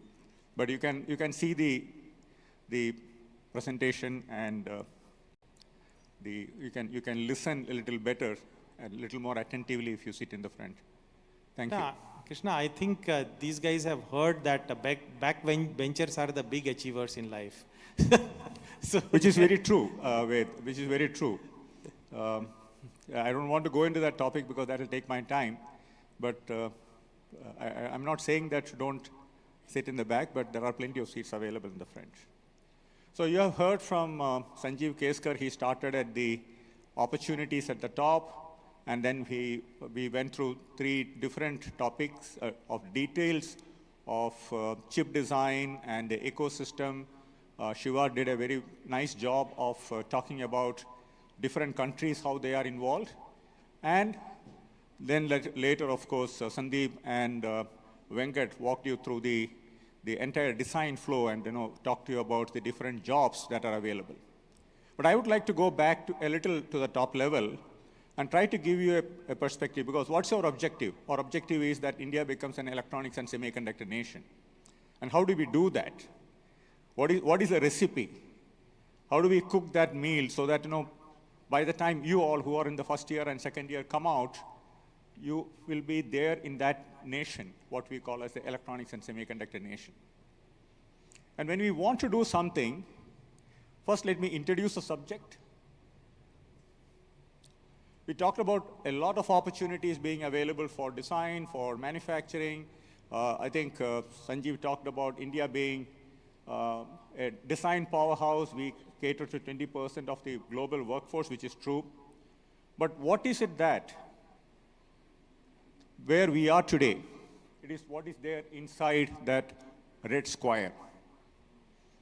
That's where we are today. That's where our competencies are there today. What is outside the red square, what is outside the red square are all waiting to happen, or they are in different phases of being done today. And every one of them is an opportunity for all of you. And let me restate, friends, India can become an electronics and semiconductor nation not because of people like us. We were born 50 years earlier, so we cannot make it happen. But India can become an electronics and semiconductor nation only because of all of you sitting here. And what are the opportunities? Inside the box and outside the red box, everything is an opportunity in front of you. So don't miss it for love or money. That's my first message to you. I will not go through the details of it because I think Shiva's video explained every phase of that. What's an assembly, what's a test, where is it getting done today? You all have heard that a fab is getting built. So where is the fab? Here, wafer fabrication. Assembly and test getting built here. System integration just beginning to happen. Then all the ecosystem players, you would have seen a lot of, when you go to the exhibition, you will see a lot of Japanese companies, you will see a lot of Taiwanese companies, Korean companies. They are all the ecosystem players. Somebody is into the chemicals, somebody is into the gases. So they are all coming together, but that is all beginning to happen today outside the red box. What we have reasonably reached a level of comfort is what is inside the red box. So that's the top level view that you need to keep in your mind. And then let me present that slightly differently. All of them talked about block diagrams and all that, but let me say, every electronic product that is with you, your laptop or your phone or your TV at home or your Wi-Fi router, finally, the source is sand, and we convert it into an electronic product. And that's the whole game of chip design, converting sand into silicon wafer, converting the silicon wafer into a chip, converting the chip into a product, assemble it, test, manufacture it, assemble it, test it, reaches your hand, and then you pay 30,000-40,000 rupees to buy a phone. That's the beautiful, beautiful process that the electronic systems, and you can see it's very clearly here. The design, oops, I always get the button wrong. The design happens with a specification. Then we validate it post-silicon. I think people who are in the third year will know what's an FPGA system. We do it, the validation there. Then all the design steps which Sandeep and Venkat talked about, the process of converting that specification into an RTL design and then go all the way to a physical design, create the GDS, send it to the fab, and that is when the wafer come in. Where does the wafer come in? Sand converted into silicon ingot, into silicon wafer, and into that wafer, we put this circuit, and each one of those small squares that you see are these circuits. So one wafer will consist of multiple numbers of this design, and that is what we get. Then from that, we test it at the wafer level. Then using high-speed machines, we convert, dice out each one of those small rectangles, package it into a chip. That chip is tested. It goes into a product on a printed circuit board, assembled. That's what gets into your hand as an electronic product. So intellectual knowledge plus processing of sand to a wafer and converting it into a product, putting it in an aluminum or fiber housing with all the control switches, connectors, etc. We generate the product, right? So now just imagine what does it involve to do this. It's not only a design. And into this design, here, there are a lot of unknown things which Venkat talked about in detail. There is embedded software, there is application software. All that goes into, when the chip is integrated into a board, you will see all these softwares also sitting inside that. And that's how you get a product. When you power on, your OS boots up, and then you start talking on the phone. And this is the full picture of the ecosystem, the number of companies. About 70% of them are already in India, and by the time your fab and ATMP happen in Dholera and Sanand, all of them will be here. So the ecosystem is completely getting developed or coming into India in the next 2 to 3 years. So once again, the ecosystem is big. It's all coming to India, and it is your generation who has to make the best use of it. Now, that's the good part of it. But let me also give you a perspective with a couple of examples. Why I'm giving this example is because don't think it is very easy. There are challenges. As a student, as a faculty, there are challenges. Space exploration. You all seen the moon landing and all that. I've seen it from very close quarters because my wife was one of the engineers who worked on this system. So life is not easy. The number of days you work non-stop to make all this happen. But the science and engineering, what you are studying today, the highest level of reliability, the highest level of problem solving, and it's not just electronics. How do you package the electronics? How do you make heat shields? How do you prevent it from thermal radiations? How do you prevent it from getting impacted by electromagnetic radiation out in space? The interplay of science and technology that goes into building a system like this, which is all built here in this country, is all done by engineers like you. Not that somebody came from moon and did it, not that somebody came from US or Europe and did it. Our engineers did it. Engineers like all of you, right? So believe that you can do it first. Have that self-belief. 12 years after Intel's 404 came out, I could do it those days with very limited tools. I'm sure all of you are two generations more brilliant than me. You can do it, and I'm 100% sure you will do it. Okay? Have that belief. That's why I'm giving this example. And we are always cost conscious. As a nation, by DNA, we are cost conscious. So we have to do it highest reliability at the lowest cost. And one of the earlier speakers said, we will not throw out the gadget, we'll go and get it repaired, right? So that's our DNA. But the design has to provide for that. It should be capable of doing that. And the system on chip with all the limited capabilities that we had in fabrication in SCL, which Dr. Gujrat spoke about a couple of days back here, I think day before. With all that, SCL was able to provide systems for the space exploration.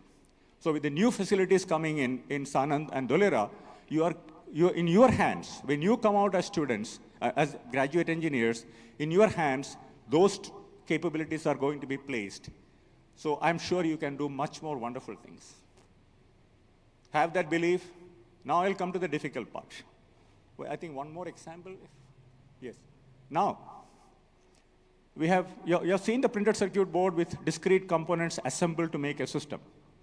The next generation technology is going to print electronics directly in flexible materials. So we have the capability just getting developed. The R&D has just been completed. Now flexible electronics, printed electronics is happening. And as you can see, in the last line, I don't have time to go through all this because this is a 2-hour talk I'm trying to compress into 20 minutes. But you can see carbon dot polymers to form devices, transistors, capacitors, resistors, etc., will all get printed so that you don't have to buy discrete resistors, capacitors, and all that, and assemble them on a printed circuit board. So these are the technologies, friends, you are going to deal with. Sometimes I think late at night when I'm not getting sleep, oh, why was I born so early? I should have been born now so that I can work on these things. That exciting it is, right? So remember, the total ecosystem is design, fab and assembly, fab, manufacturing, assembly, IP availability, materials, well-trained human resources, high-quality infrastructure, global market and marketing, warehousing and supply chain. This is what makes electronics and semiconductor ecosystem. And every one of this, so it's not just for the engineers, electronics engineers. It's not just for computer science engineers. It is for mechanical engineers. It is for electrical engineers. It is for piping technologists, material science, metallurgy, right? So the opportunities are, it is a multiplier effect that you see when you talk about this ESDM and electronics technology. Now, history is my favorite subject because when you really look at the world events, you will see that every innovation and disruption happened connected to some historical event, World War II, and what all happened during and after World War II. One of the best examples which many of you would have at least studied, right? Electronics and semiconductor industry also, there are excellent examples for us to look at. So that's why I will walk you through some of the key things that happened in other countries. Which are the countries who are well developed in electronics? Taiwan, Japan, Korea, USA. So what did they do right to become a world power today? If you are playing, this is, I think tomorrow is the finals, right? Or tomorrow, day after, one of these days. If you're playing cricket and you get out and you come back, what do? Go and look at the video. How did Virat Kohli play the cover drive and what was I doing? What is a role model? How did Dravid play the forward defense? And how come the ball went through when I tried to play the same shot? What mistake did I make? Role models are very important. And here we have countries as role models. Singapore, Malaysia, who cracked the assembly test very early in the cycle. USA in innovation and disruption, right? Japan and Korea in manufacturing process and technologies, manufacturing technology. So every one of them have done something right, and one element of that is very important for all of you. And that's why I wanted to take 5 minutes of your time to walk you through some of the significant things, and then we will come back to the subject. So Singapore's strategy was very simple. They realized that they don't have space. They don't have land like India has. They don't have natural resources. Even drinking water comes from Malaysia or it is desalinated. So they looked at what is their strength and they said, okay, we don't have money also. So they started inviting or making it attractive for multinationals to come to Singapore. Did the multinationals come? Oh, they came by busloads, right?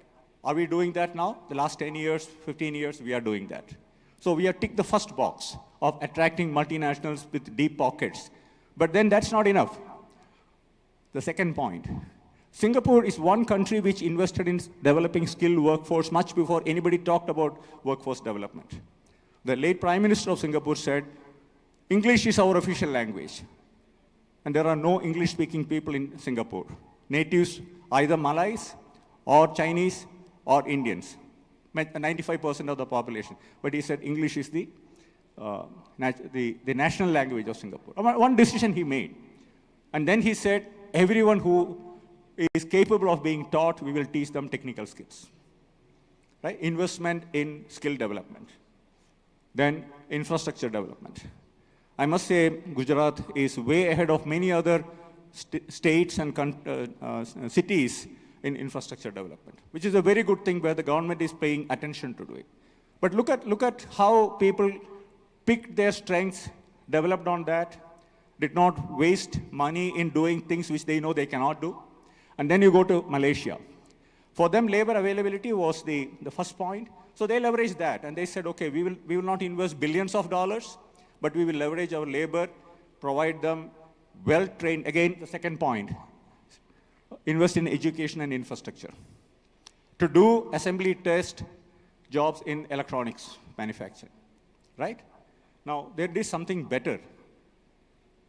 Together, they did something. This is what I would like to see India do. And I will tell you why.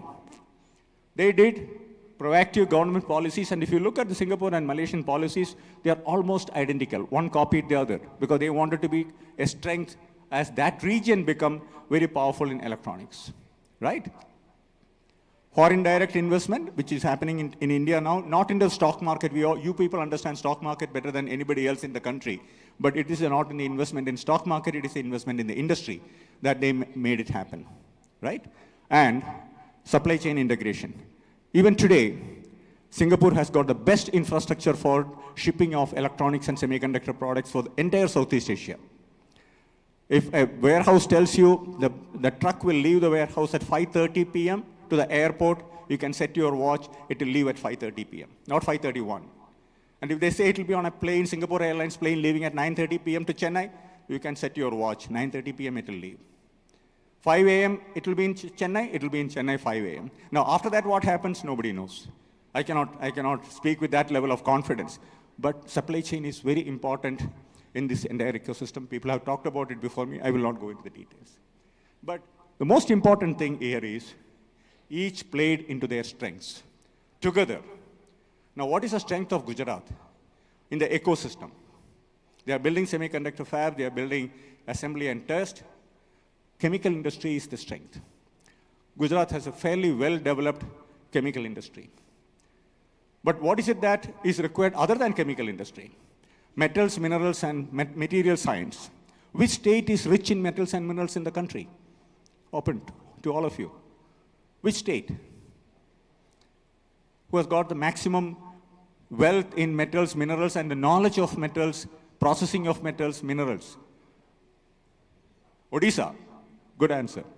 But I haven't seen somebody talk about in any platform, we are going to cooperate with the state of Odisha to make sure that we leverage their strength in metals and minerals and our strength in chemical engineering and chemical technology to make the fabs and ATMBs successful. I would like to see more of that kind of statement coming from the policymakers. That is how people did. So role model is there, Virat Kohli is there. Just follow them. You don't have to reinvent the wheel, right? That's my point. What did USA do right? USA went to the high table. So they started funding R&D. Disruptive R&D funding started from the DARPA. DARPA is a defense agency which was funding. The internet that all of you use was funded by an R&D program of DARPA, which all of us leverage today all over the world, right? And then where did the money go to? It went to the universities, like your universities. And how many universities? The entire Silicon Valley, which all of you dream of going one day, work there, make money, buy the big cars, right? All of you dream for that. Where did it come from? Just 2 universities, Stanford and Berkeley.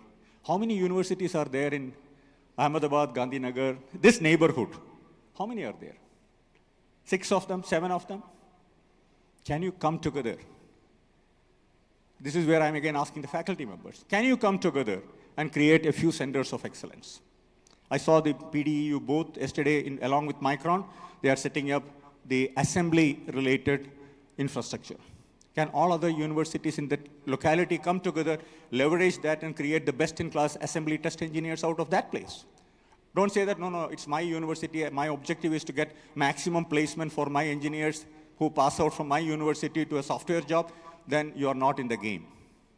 And I'm a person who speaks very directly, don't get me wrong. If you want to develop the ecosystem, centers of excellence, collaborative model, and India had two problems. One problem was the capital availability. To a large extent, money problem has gone away with the government support coming in. But the second problem of qualified talent is still a problem. And that's where, friends, you have to solve it.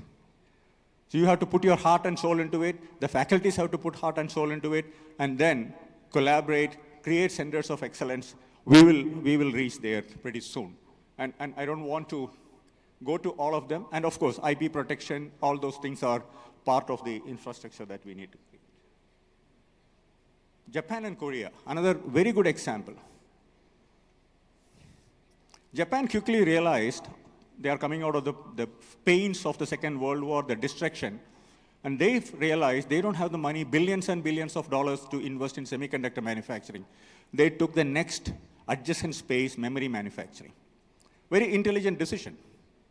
Similar to what we are doing, a lot of applications are coming for ATMP, but only 2 or 3 application for fab, because fab is 5 times more expensive, which is the right thing to do.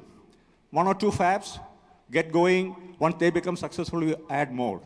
So play to the strengths, and Japan did that. And later when they found that Korea is taking the memory market or memory business out from Japan, they moved into semiconductor equipments and semiconductor materials. There is a 75-member delegation attending this conference from Japan, and none of them are in semiconductor manufacturing or design. They are all into equipments, metals, minerals, gases, and including solder paste companies are here. The entire ecosystem of Japan thrives on the ecosystem and not on the core design. So this is another important point that, and they have 65% market share in all these things, the test equipments, the fabrication equipments, the materials required, the chemicals required. World market share, 65% is with Japan. Again, strategic decision, execute that strategy, identify your strengths, and then work according to that. And Korea and Taiwan. Taiwan realized, again, they have labor, and they are very good in doing precision jobs. I can bet on this. I can give a sheet of paper to all of you, ask you to fold it into 2. And the same number of paper I can give it to Taiwanese people, ask them to fold into 2. You will see the difference. They will fold it without telling perfectly into 2.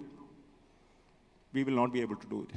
They are very good in doing precision jobs. So they got into assembly, manufacturing of electronic systems, drove the cost down. They became an electronic powerhouse.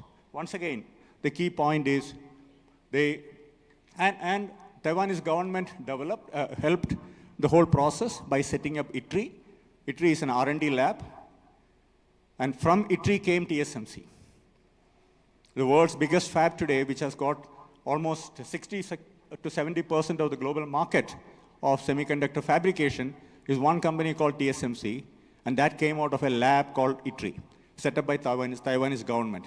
Government of India is going to spend 10,000 crores to upgrade the SCL fab in Chandigarh to a fab similar to ITRI. So it's going to be a good R&D facility we are creating. So we are taking good examples, replicating that, trying to build on what others have done correctly in most of the cases, but not everywhere. South Korea was a little different from Japan and Taiwan, but they went deeper into memory, and they also enabled growth of big homegrown companies. So we have a good example of Tata getting into that. I would always say, when it comes to electronics, Tata is a shade better than Samsung. I'm saying this with a lot of pride. Yesterday, Mr. Raj Nair was presenting. He said the revenue of Tata Group is $150 billion with a 1 million employee headcount. That is 10 crore rupees of revenue generated per employee of Tata every year. It's an astounding number. I don't think any country in Southeast Asia can match that. So you are in safe hands when it comes to working with Tata as the partner of the state. When electronics manufacturing, it will be a success. I just wanted to highlight that point, how these points of success from different countries are very important for us to look at, adopt and adapt as required for our requirements, rather than trying to write a prescription completely out of the world. It will not work. And here are the examples that I wanted to highlight. The China story is a little different and little controversial, but I will still talk. So the desirable aspects, very similar. They invested a lot of money into skilling. And China today has the best multidisciplinary R&D system in their universities, even better than US. So that is their strength, and which is very important for electronics and semiconductors. As I told earlier, electronics and semiconductor is all about so many disciplines coming together, starting from basic metallurgy all the way up to quantum computing. Everything in between is part of electronics and semiconductor. But China developed that multidisciplinary capability very well. Now, they have a huge problem of reverse engineering. Shamelessly, they will copy. Violation of IPs, they just don't care. So we had litigation after litigation. I was in 3 multinational companies. 50% of the time was supporting the lawyers to fight Chinese theft of IP knowledge. But we have to live with that. There's no other way. They do what they want to. It's a what do you call, I don't know what you call it, monarchical kind of rule. Everything is decided and passed down. You stand up, you stand up. You sit down, you sit down. There's no option of not standing up or sitting down. But that's the way they are. But there are, and they are now facing a lot of problems. But we don't want to go into other countries' problems. Let us look at what they were good at. They were really good at multidisciplinary R&D and good in identifying critical areas where they can take lead. And they always invest, and after making the investment, they will force and drive people mad. Either you succeed fast or fail fast. There's no option of succeeding slowly or failing slowly. Let me see, देख लेते हैं. हो जाएगा, नहीं. Either it has to happen in 1 year, you succeed, or you fail, and move on to the next one. But that's a mechanism they have. But maybe it will not work in our country. So with all this, let me ask, what is a common theme in all these countries? What did they do right? Anybody? You didn't listen.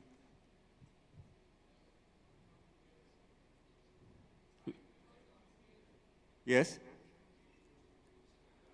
Big investment in research and development. Play to the strengths.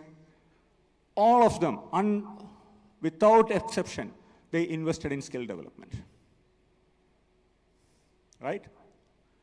Academic multidisciplinary R&D, supportive government policies, infrastructure investment for the future, early innovation and IP protection except China, and build robust supply chain, leverage ports. And again, Gujarat has the advantage. You have excellent port infrastructure. Because semiconductor manufacturing has this unique problem. It requires about 100 different gases, metals, minerals, chemicals to be used in a semiconductor fab and an ATMP. About 70% of them you can airlift. 25–30% of them have to come by sea because they are highly inflammable. And they have very short shelf life. I'll give an example of one particular gas which SCL was getting from a supplier in Europe. They can send it only by ship. And the aggregator in Singapore will aggregate this gas for all the fabs in Asia Pacific. It takes about 3 months for him to get. And then he will distribute it when the next ship leaves for India. When it comes to Calcutta or Bombay, from there, by road, it reaches the SCL fab because it cannot be flown. It cannot be air cargoed. Shelf life of this gas is 3 months, shipping time is 6 months. So every time the gas arrives in the fab, it is already out of date. They cannot use it. Real stories. So we have in Gujarat excellent port infrastructure.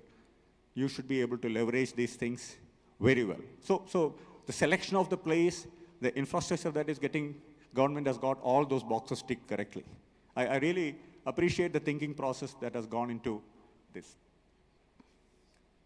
Now, India had many false starts, but this is the fourth attempt India is making into get into semiconductor and electronics manufacturing. I have only 5 more minutes, not even 5 minutes, 3 minutes. I'll try to wrap up.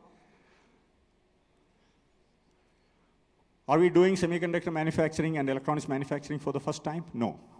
Way back in 1981-82, we had a license manufacturing from a company called RCA Corporation USA. Bharat Electronics was making semiconductor wafers and semiconductor chips in Bangalore at 5 micron and 2 micron.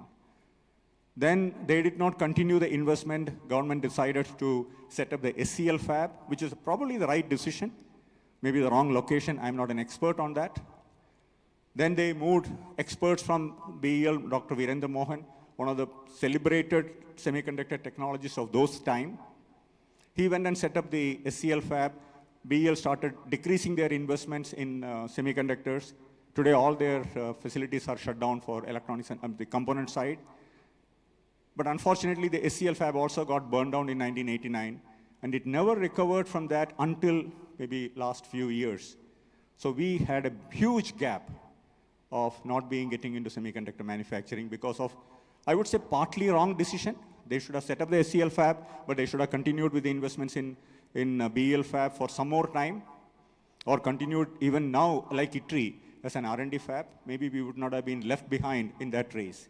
So that's around the time I had the pleasure of designing India's first ASIC in 1986. And we had to get it fabricated in UK, in a fab called Plessey Semiconductors, because we didn't have the fab capability. It was a 2-micron design, state of art. What does it mean? We are able to design almost contemporary to the rest of the world, even today. 5 nanometer does not frighten us. Our engineers are doing the design. So I'm saying 35, 40 years, we have been mastering the art of design very well. And it will continue to be so with all of you. The other problem was SCL did not have a good tech partner in the beginning. Then Tower Semiconductor came as a tech partner, but Tower had limited technologies and they were only proposing what they had. They were not talking about what India needs. So again, we were confined to one technology partner and his limitations driving our semiconductor growth agenda of the country. And all the best talent Mohan had assembled, and I had the good fortune of working under Mohan for a few years. He assembled excellent talent in SCL, but because of the fire and the lack of further investment coming in, all of them went to multinational companies, right? So this is when multinational companies like Singapore, we started inviting multinational companies. You heard the speeches yesterday, 1985, how TI came in. And after that, in the next 15 years, almost every big semiconductor company came in.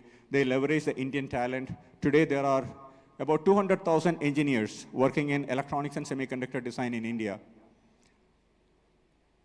right? All of them educated like you, studied everything the hard way, and they are able to do world-class products. Except sales and marketing and maybe a top-level architecture definition, everything else is happening out of India, including validated silicon going to production, qualification, everything happens out of India today. It took about 25 years for us to get there. But now we have a different problem. There is not enough of qualified engineers. And that's, friends, where you need to step up the gas. You have to step on the gas. Venkat talked about it. Analog design, people run away. Oh, it's too difficult. RF, don't even talk, I'll faint. No. We will never become an electronics and semiconductor nation if you run away. But have the belief that you are able to do it. You will be able to do it when old generation people like me could do it. You are far more smarter generation than all of us. And you can definitely do it, friends. But the advancement of smaller geometry designs made every design expensive. And every team consisted of 50 people, 100 people. And it was becoming very expensive to do this in US. So cost drove them to come here. They could hire 3 engineers for the cost of, or 4 engineers for the cost of 1 engineer in US. So even if 2 of them make a mistake, the other 2 will get it right. I'm still able to do the design at lesser cost by doing it in India. That was the economics that drove them to come here. But today, they are here because of talent. They have the biggest number 1 or number 2 design centers outside of US, not because of cost. I know you engineers are also becoming very expensive when you graduate. Right? I was managing director of 3 companies, and I know how much I had to negotiate on salaries. I never had to negotiate on skills sometimes, but salaries I had to negotiate. But that's okay.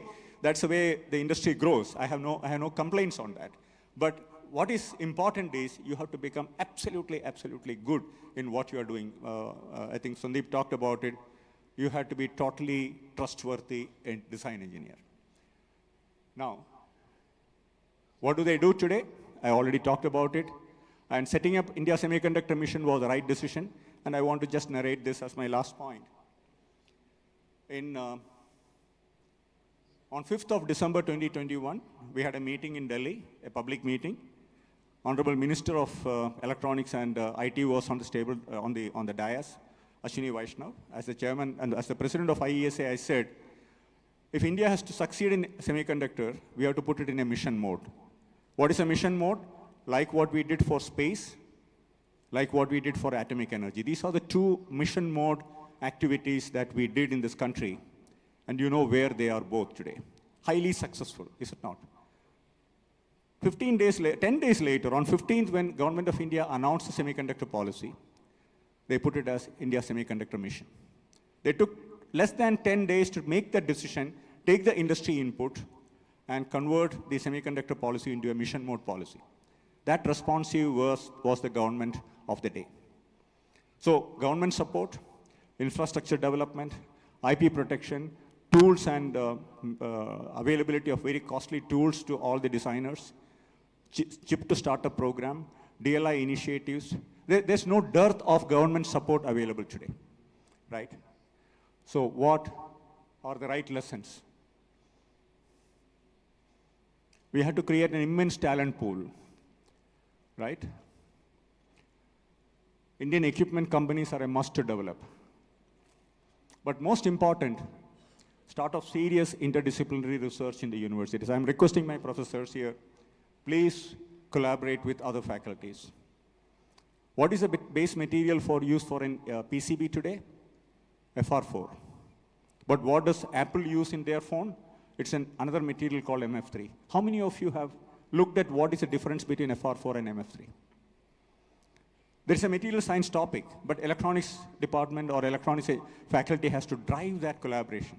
Then our engineers they'll speak with confidence, oh, I know MF3, I know what are its properties, how to use it, how to design on it, what are its specific properties, what are the pitfalls I should avoid. You'll be taken in a limousine to Apple if you reach that level of competency. It's not an exaggeration.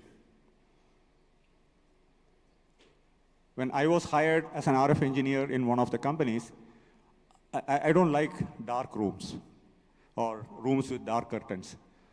So I told my admin manager, admin officer, hey, can you change this to a light colored curtain? You won't believe, within 2 hours he changed it. He was so worried that whether I don't like it and then I will leave the company, right? Not that I would have left it, but the important point is, if you are able to add value to yourself by learning the newer and newer technologies, you become extremely employable. And that's where the faculty has to do that Center of Excellence creation, multidisciplinary research, then India will become, in 10 years, it took 20 years for US to become a design-led manufacturing nation. We are only 5 years. This is the 5th year. I'm pretty sure by 2030, we will be a design-led manufacturing, the rate at which we are going, provided you are willing to do the hard work, you are willing to sweat. If you are happy writing Python code, then forget it. And the last foil I have, 7 centers of nanoscience excellence has been created by government in IITs and IIScs. They have fabs where you can learn fab technology. There are excellent faculties who can teach you the fundamentals of semiconductor manufacturing, electronics assembly. There are companies here in India who are doing world-class electronics manufacturing. I'm an advisor to one of them called Krypton. Any global standard, and the GM of manufacturing is there, a lady by name Divya. You tell her a global standard for electronics product manufacturing, they will manufacture it, compliance tested, certify it, and give it to you. That's the level of competency that we have created in this country, right? So all that is possible with all these equipments that you are seeing in all these places. And so the key learnings, again, is very big. It covers all engineering disciplines. It's just not about electronics and semiconductors. I've told this many, many times. We will need about 2 lakh engineers by 2030. I'm talking only about engineers. All diplomas and ITS all put together, it may be about 8-10 lakhs. And all these disciplines will have an AI overlay. So don't think that AI is a subject by itself. AI is an overlay sitting on all of these disciplines to make it more efficient, more productive, add more efficiency to what you are doing. And last point, please get your fundamentals right. You cannot become a DSP engineer without learning Fourier transforms. If you think that, okay, Fourier transform is very difficult, yeah, I will somehow mug up something, answer the question, and then still I want to become a DSP engineer, you are not going to become one. Period. If you want to become a CMOS engineer, study the inverter characteristics, understand what is active region, what is the saturation region, where is the gain, where is the saturation, how does the saturation happen, what is A beta, what is the necessary condition for oscillation. You have to have this into your bloodstream. I wake you up in the middle of the night and ask you, you should be able to answer. The fundamentals, and again, I request the teachers, the faculty members, even if it takes 2 semesters, industry won't mind. You want 1 more semester instead of 4 years, you want to run it for 4.5 years, please do it. But get the fundamentals taught. Take the effort to teach the fundamentals. Remaining things, industry will teach them. Don't worry about tool flow. People like Venkat are there, they will teach the tool flow and all that. But if they don't know CMOS fundamentals, they will never become an analog designer, they will not become a CMOS designer. So I will conclude here. I want to end on a good note. Any electronics job, analog design probably pays you 5 times more a software job. Average semiconductor electronics job pays you 3 times more a software job. So there's no other inspiration that you need. I was asked to give an inspiring talk. So I don't think you need a bigger inspiration than the last line. Thank you very much. Thank you, Krishna. Please stay back. I would call Puneet Batra, Country Manager, Tektronix, to hand over the memento to you.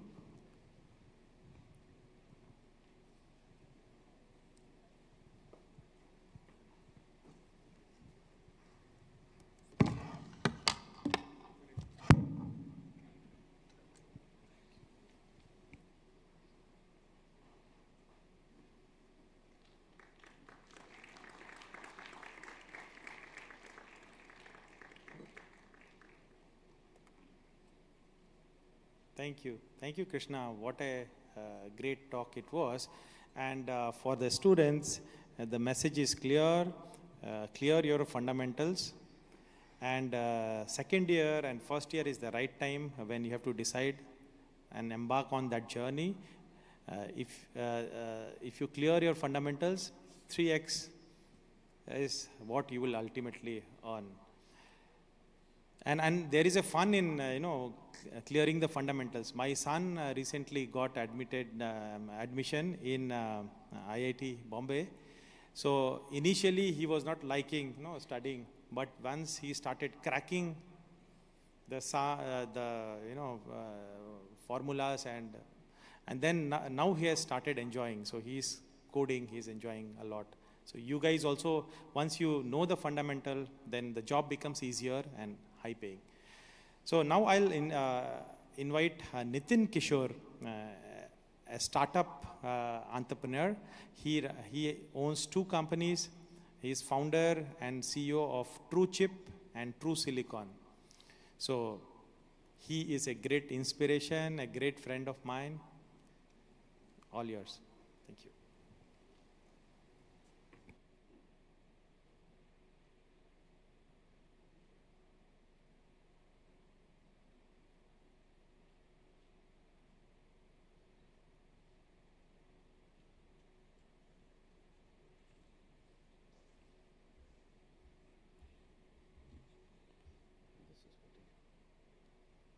Hello. Hello, all. It's a pleasure to be here among all of you.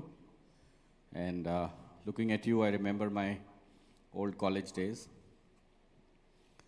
So I'll start with a brief introduction. So myself, Nitin, I have about 25 years of experience in chip design. And I started my career. I did my engineering. During my engineering, I didn't know much about chip design. I was kind of lost what I will do.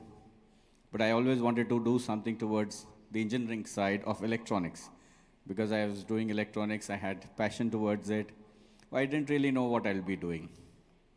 And after engineering, I was back in '98. I was from a college, not much placements, and I could see that a lot of my friends started moving towards software, and that's not where I really wanted to go. So then from somewhere I heard about a course from CDAC in chip design. I went for it, and from there started my journey. I moved on to a company called ControlNet in Goa. I was there for about a year, then to Motorola in Freescale. And in 2010, I started TrueChip. And okay, so coming back, let's look at the slides, and then I can talk more about, and we can have some Q&A also. Okay. Let's go to the next slide. How do I go? Is there a pointer I can? Yeah. So we'll look at industry trends, Moore's law, some 3D section of chips, more about chips and SoC architecture. And the most important question, I think, what students are looking for is what companies are looking for in students, and a little bit about my startup journey. Okay, so let's go to the next slide. So AI and machine learning are becoming the buzzwords. Everyone wants to use them, and it's becoming kind of the way to enter any place you go. Oh yes, we are doing something in AI, something in ML, and that's becoming a buzzword. But there is a lot of things being actually done. So it's really wonderful to do. If you guys can get hold of something, it will be really wonderful. Okay, so in the chip design side, nanometer technology. So we see that a lot of work is being done on currently the companies are taping out chips in 2 nanometer and 3 nanometer. And there are latest developments and technologies are being done towards 1.6 nanometer, also called as 16 angstrom. Okay. So with this I can switch. This one. Okay, this one will switch to the next. This goes back. Okay, great. Thank you. Okay. Now I have more control. So I think over the past 5 years or so, what has happened is that, or maybe 5 to 10 years, what has happened is that the largest design centers of almost all multinational companies are now located in India. Like Mr. Krishnan was also talking, and so what is happening is that US and Europe are becoming high-cost centers. The cost of engineering talent is very high there, and companies are were really trying to relocate engineers to India. And over a period of time, the engineering cost in India has also gone up, but still lesser than US, Israel. Some parts of Europe, we are expensive. India is expensive. So India is becoming costly. But how India is still sustaining is with the talent. The value that we bring to the table is the key now. It's not only low cost. So with that, we see that, over 1 million engineers, approximately are working in India.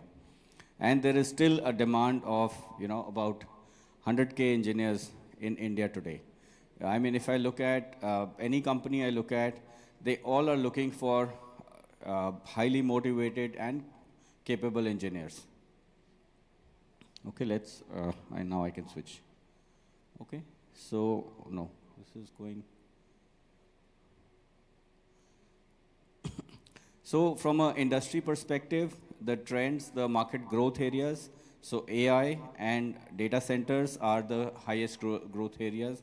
So chips and softwares being made for AI chips, data centers are cloud servers are the highest growth areas. The second one is automotive. So 25 is predicted that, the automotive industry is going to be slightly slow because of the large inventory already available. But otherwise, automotive has also been growing very well. And the other third industry, which is growing very fast, is gaming. Okay.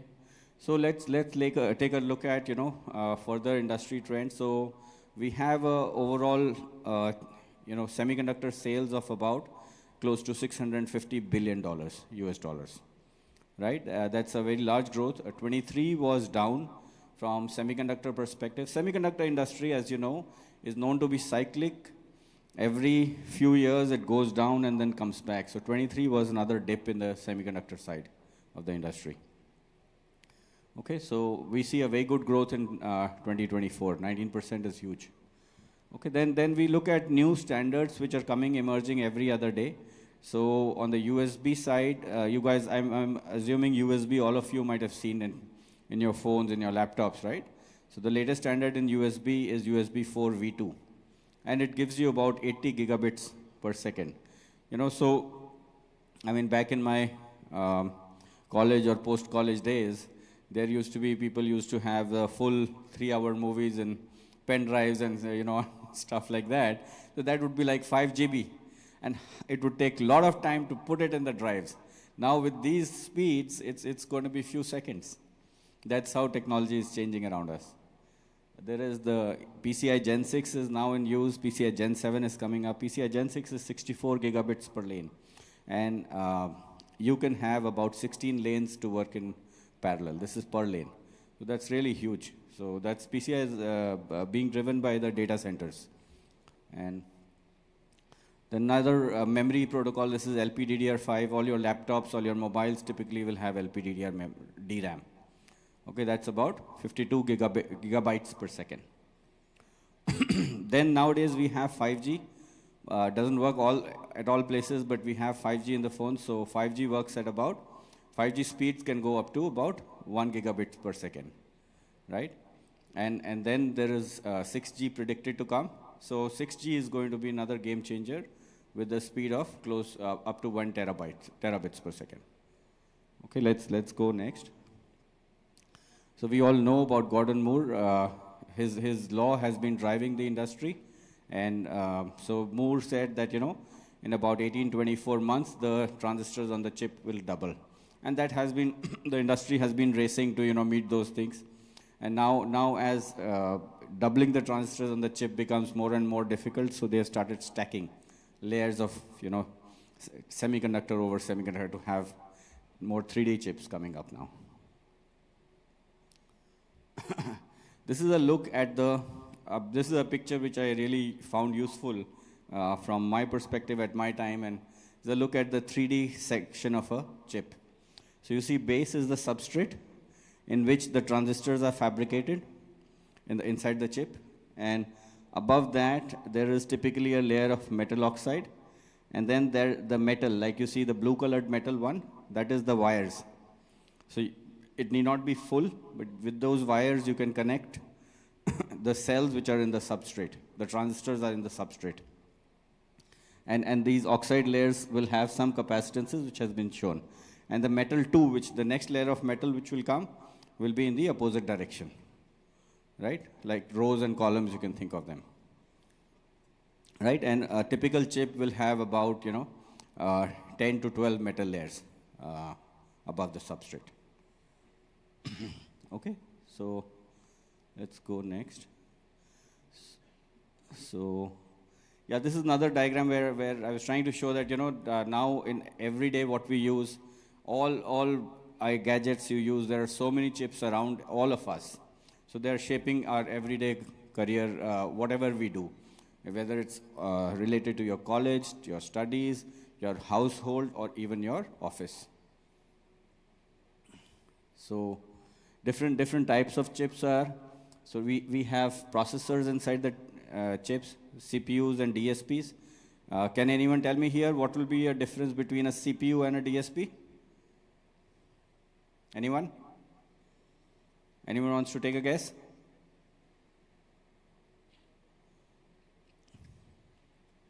No one? Okay. Okay, so CPU is your typical processor, and DSPs will have, certain algorithms towards butterfly algorithms and stuff like that. Okay, so then there are memory chips which provide you RAM, ROM, and then there are electrically programmable ROMs and stuff. And today, all these are packed in a single SoC. Analog modules, then there are some programmable portion of the SoC as well. All of it goes in one SoC. Okay, this is another look at, a 5 MB drive back in the olden days, and nowadays we get these pen drives with 128 gigabytes, right? See, that's how technology is transforming. So yesterday I was seeing, there was a presentation from SanDisk, and they are saying they have about a SSD that's the size a little larger than your visiting cards, that they have a 256 terabytes of SSD storage in that. That's really humongous. Now this is another image where you look at NVIDIA Tegra. This is a very old processor, not the latest AI processor. This had 1 teraflops, and this was olden days. This used to be a supercomputer. What CDAC had created, that was a supercomputer close to 1 terabits. Now all packed in one chip. So that is how technology is changing in the semiconductor domain. Okay. So let's look at how the size of the chips are there. So these are typical numbers, absolute, not really absolute, but just to give you a guidance. So at 16 nanometers, there's a concept of the chip that how many gates are there per mm square. On a typical 16 nanometer chip, so there are about 10 million gates, right? And that means every one gate is approximately about 4 transistors. So you can say that's about 40 million transistors per mm square, right? And now what happens is, when we see the networking chips, they are typically huge, 100 to 400 mm square. Then you see the automotive and wireless SoCs, smaller than networking chips, but still going from 25 to about 150 mm square. And I'll give you an example. In my days, around 2008 or so, we used to be doing wireless chips, and our chip size would be around 35 mm square. And our friends in the networking side would be doing chips at 200, 300 mm square. And we used to think that's so big. Now, if you see how and this is, I'm saying these chips would be in 90 nanometer. Now you see how technology has scaled is, one of our customers now, in 5 nanometer, they are doing a chip, AI chip, which is about 1100 mm square. So this is really huge and highly complex. So technology is shrinking here. And with that, we get high speed and we get lower power. High speed is typically has been scaling very fast, but the power consumption reduction is nowadays reducing. So it's not really exponential. Now here, I just put it up for your learning and stuff. This is the typical architecture of an SoC. So at the top, you see, you have the processors or a cluster of processors. That can be a single processor, a dual core, or a quad core. And there can be multiple such clusters. And then beyond that, you have high-speed bus masters like a DMA, hardware accelerator, or maybe a PCI or USB high-speed data transfer bus master. And below it is the NOC, which is called as the network on chip. It really helps to connect between the chip, the rest of the chip, and the high-speed bus masters. So high-speed bus masters today, the processors are typically working at about 2 gigahertz or so, and still the slow-speed peripherals like your I2C and stuff will work at about 1 megahertz or so. So there's a huge difference. So you need that frequency scaling, and you want the processor to be free from that processing, right? You don't want it to wait for somebody that slow. That's why you put in these NOCs and stuff in between to free up the processor earlier. So below we see that there are these bridges to the slow speed peripherals. Then there can be memory controllers. There can be single or multiple instances of these slow speed peripherals. Then there can be the memories. There can be multiple memories, DRAM, flash, or SRAM. So can anyone here tell me difference between DRAM, SRAM, flash? Anyone? No? I heard something? Yeah, DRAM is the dynamic RAM. Yes. So DRAM will be non-volatile. DRAM will be volatile. Your flash is non-volatile, and your SRAM is also volatile. But DRAM has additional thing that DRAM requires a refresh, and your SRAM is quite fast. DRAM requires a refresh. It's very complex to use. But still, most of the processors or laptops that you have has a large amount of DRAM. When you say I'm buying a laptop or it has 16 GB of RAM, that 16 GB is the DRAM. Can you any guesses why it is DRAM? Why not SRAM?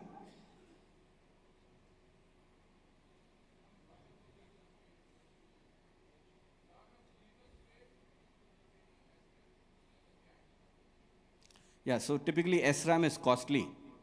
DRAM is cheaper. And nowadays they're trying to pack more DRAM cells in lesser space, right? That's what you're trying to say? Yeah. Okay. So let's move forward. So this is one of the important topics whenever I talk to students. This is the typical questions that students are looking for. So you know what companies are looking for when they come for hiring. Okay, so companies are looking for passionate engineers. You know, is nothing can beat that. I mean, if I have to hire for my company, we are also looking for the most passionate people. What you can get, even if that passionate engineer is not the best aptitude, right? But you still can get a lot more delivered by the passionate engineers. It's something that, you know, very difficult to find. And there are no, you know, straight away aptitude tests which can tell you whether the engineer is passionate or not. So it's your body language, it's your curiosity, what makes you passionate. Okay, so when you know what is happening today, so many colleges in India, so many students are doing engineering, everyone applies to companies. So what companies will be looking for in that? From the CV, it's very difficult to see what is the passion. So what is outstanding in the CVs? What do you see is outstanding? What kind of different courses this student has done? What kind of different projects this student has done? What kind of different internships this student has done? And if they are all in one line, matching each other, then you see that, okay, this student has a passion towards this. The student is really interested in chip design, in maybe manufacturing, whatever is your core area that you want to go to, right? So you should have something outstanding in your CV, which should come out. Okay, the other thing is the right attitude. I mean, so I really want to highlight, I think some of the speakers already said that, but you know, having the best brain in the world, but if the attitude is not good, we cannot get things done with that person, right? So right attitude really matters. In the long run, what I see also, when engineers are more experienced, 5 years, 10 years, 15 years, what I see also is at that time also, in India, what I'm seeing is that as engineers become more and more experienced, more than 15 years, maybe after 10 years, somewhere their productivity level goes down. The reason is not, their skills are very good, but the reason is the attitude changes. That, okay, I know everything now, right? So that attitude really matters. So then, of course, you want a reasonable level of good aptitude. Without that, it's difficult to work, right? And so companies, like I said in the CV, the companies are looking for, if your CV has the skills, you know, that match the company. So if you've done additional courses online, you've studied on your own, in the line of work of the company, then it will be helpful. Okay? So I added one slide towards the startup journey. So, see, India as a nation requires a lot more startups, and all of you have a lot of talent. Just, I think, lacking of guidance and confidence. Maybe few years of work in the industry will give you that confidence. But look at entrepreneurial journey yourself. What differently you can create. There are so many opportunities. Like I was talking to some of my friends, and we feel that we were born a little early in India. This is the right time. It's an incredible opportunity. The world of semiconductors, chip design is really booming. And, so it's really wonderful. So there are so many opportunities to create so many different solutions for the problems, local problems that we have, local issues that we have. Okay? So what if you're trying to create a company, you probably, if it's a product company, you will need some investment to create your product, right? So you will look for some funding. I mean, if there's funding, if you already are rich and you don't need funding, wonderful. But you go to an angel investor, what are they looking for? Okay? The number one team that the investors are looking for is the team. So when I met with investors at my time, so they were saying that they are willing to fund a not so good idea, but with a better team. So a team, the founding team is very critical. Okay? Like-minded, you understand each other, and what level of perseverance and resilience the founders have. That is the key. Okay? Then it should be a family of ideas. You have just one idea, okay, I will do this, right? But what next? You create that product, and what next? You still need a family of ideas to follow through. Because otherwise your startup is going to be limited to just as one product. You need a family of products to be coming out from there. Okay?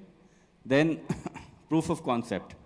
So if you have a proof of concept available, then getting funding becomes a lot easier. So this is something very key. So sometimes the investors tell you that, okay, borrow funds from your friends and family, or maybe take a loan from the bank and show me a proof of concept, right? And what they also want to see is how much of your own investment are you putting. You're asking for somebody to invest, let's say, $500,000 in your startup, or maybe a few $1,000,000. How much of your own money are you willing to put in? I mean, that means, do you really believe in your own idea or not? That is the key they're looking for. Okay? So then again, the passion of the founding team. I think we already discussed this.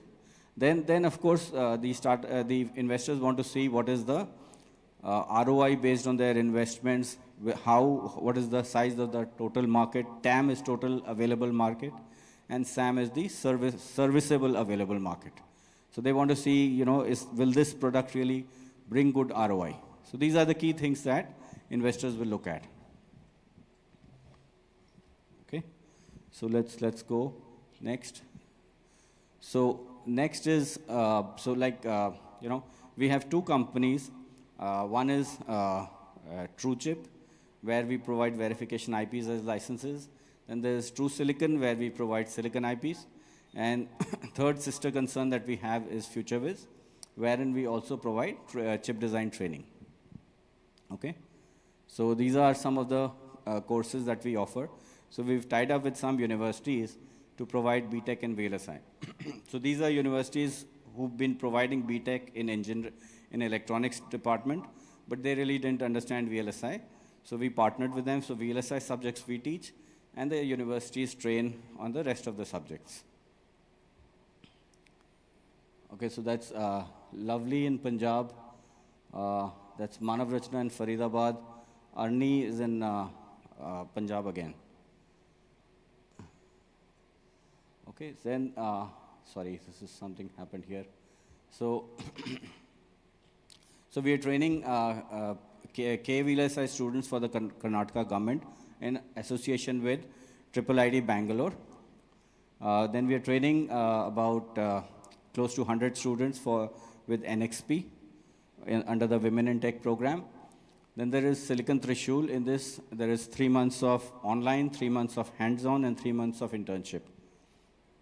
And then there is this Tejas program, in which we are training along with IIT Roorkee. The certificate will have IIT Roorkee and FutureViz logo both. Okay, going to next. These are some of the, companies where our engineers have been placed. It's a little old slide. I think we need to update some of the companies here. Okay, that's all I had. I'm open for Q&A. Any questions you guys have? Yeah, we'll take questions offline. Okay. Because students have to go for exhibition visit and they have limited time. Okay. So I would thank you so much, and I would request Venkat Shankaraji to please felicitate Nitinji.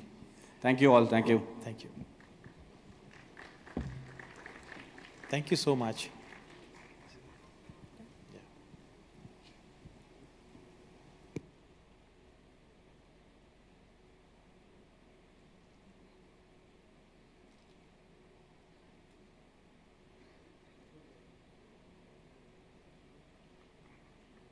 So now the students can go to the exhibition area. There is a booth from True Silicon as well as Marvin Silicon. So you can visit them and visit all other booths as well, just to get idea of how the chips look and everything, the whole ecosystem you'll see there.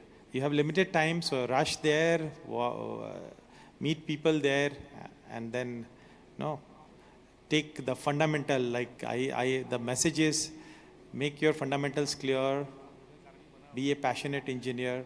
All the best for your future. Thank you.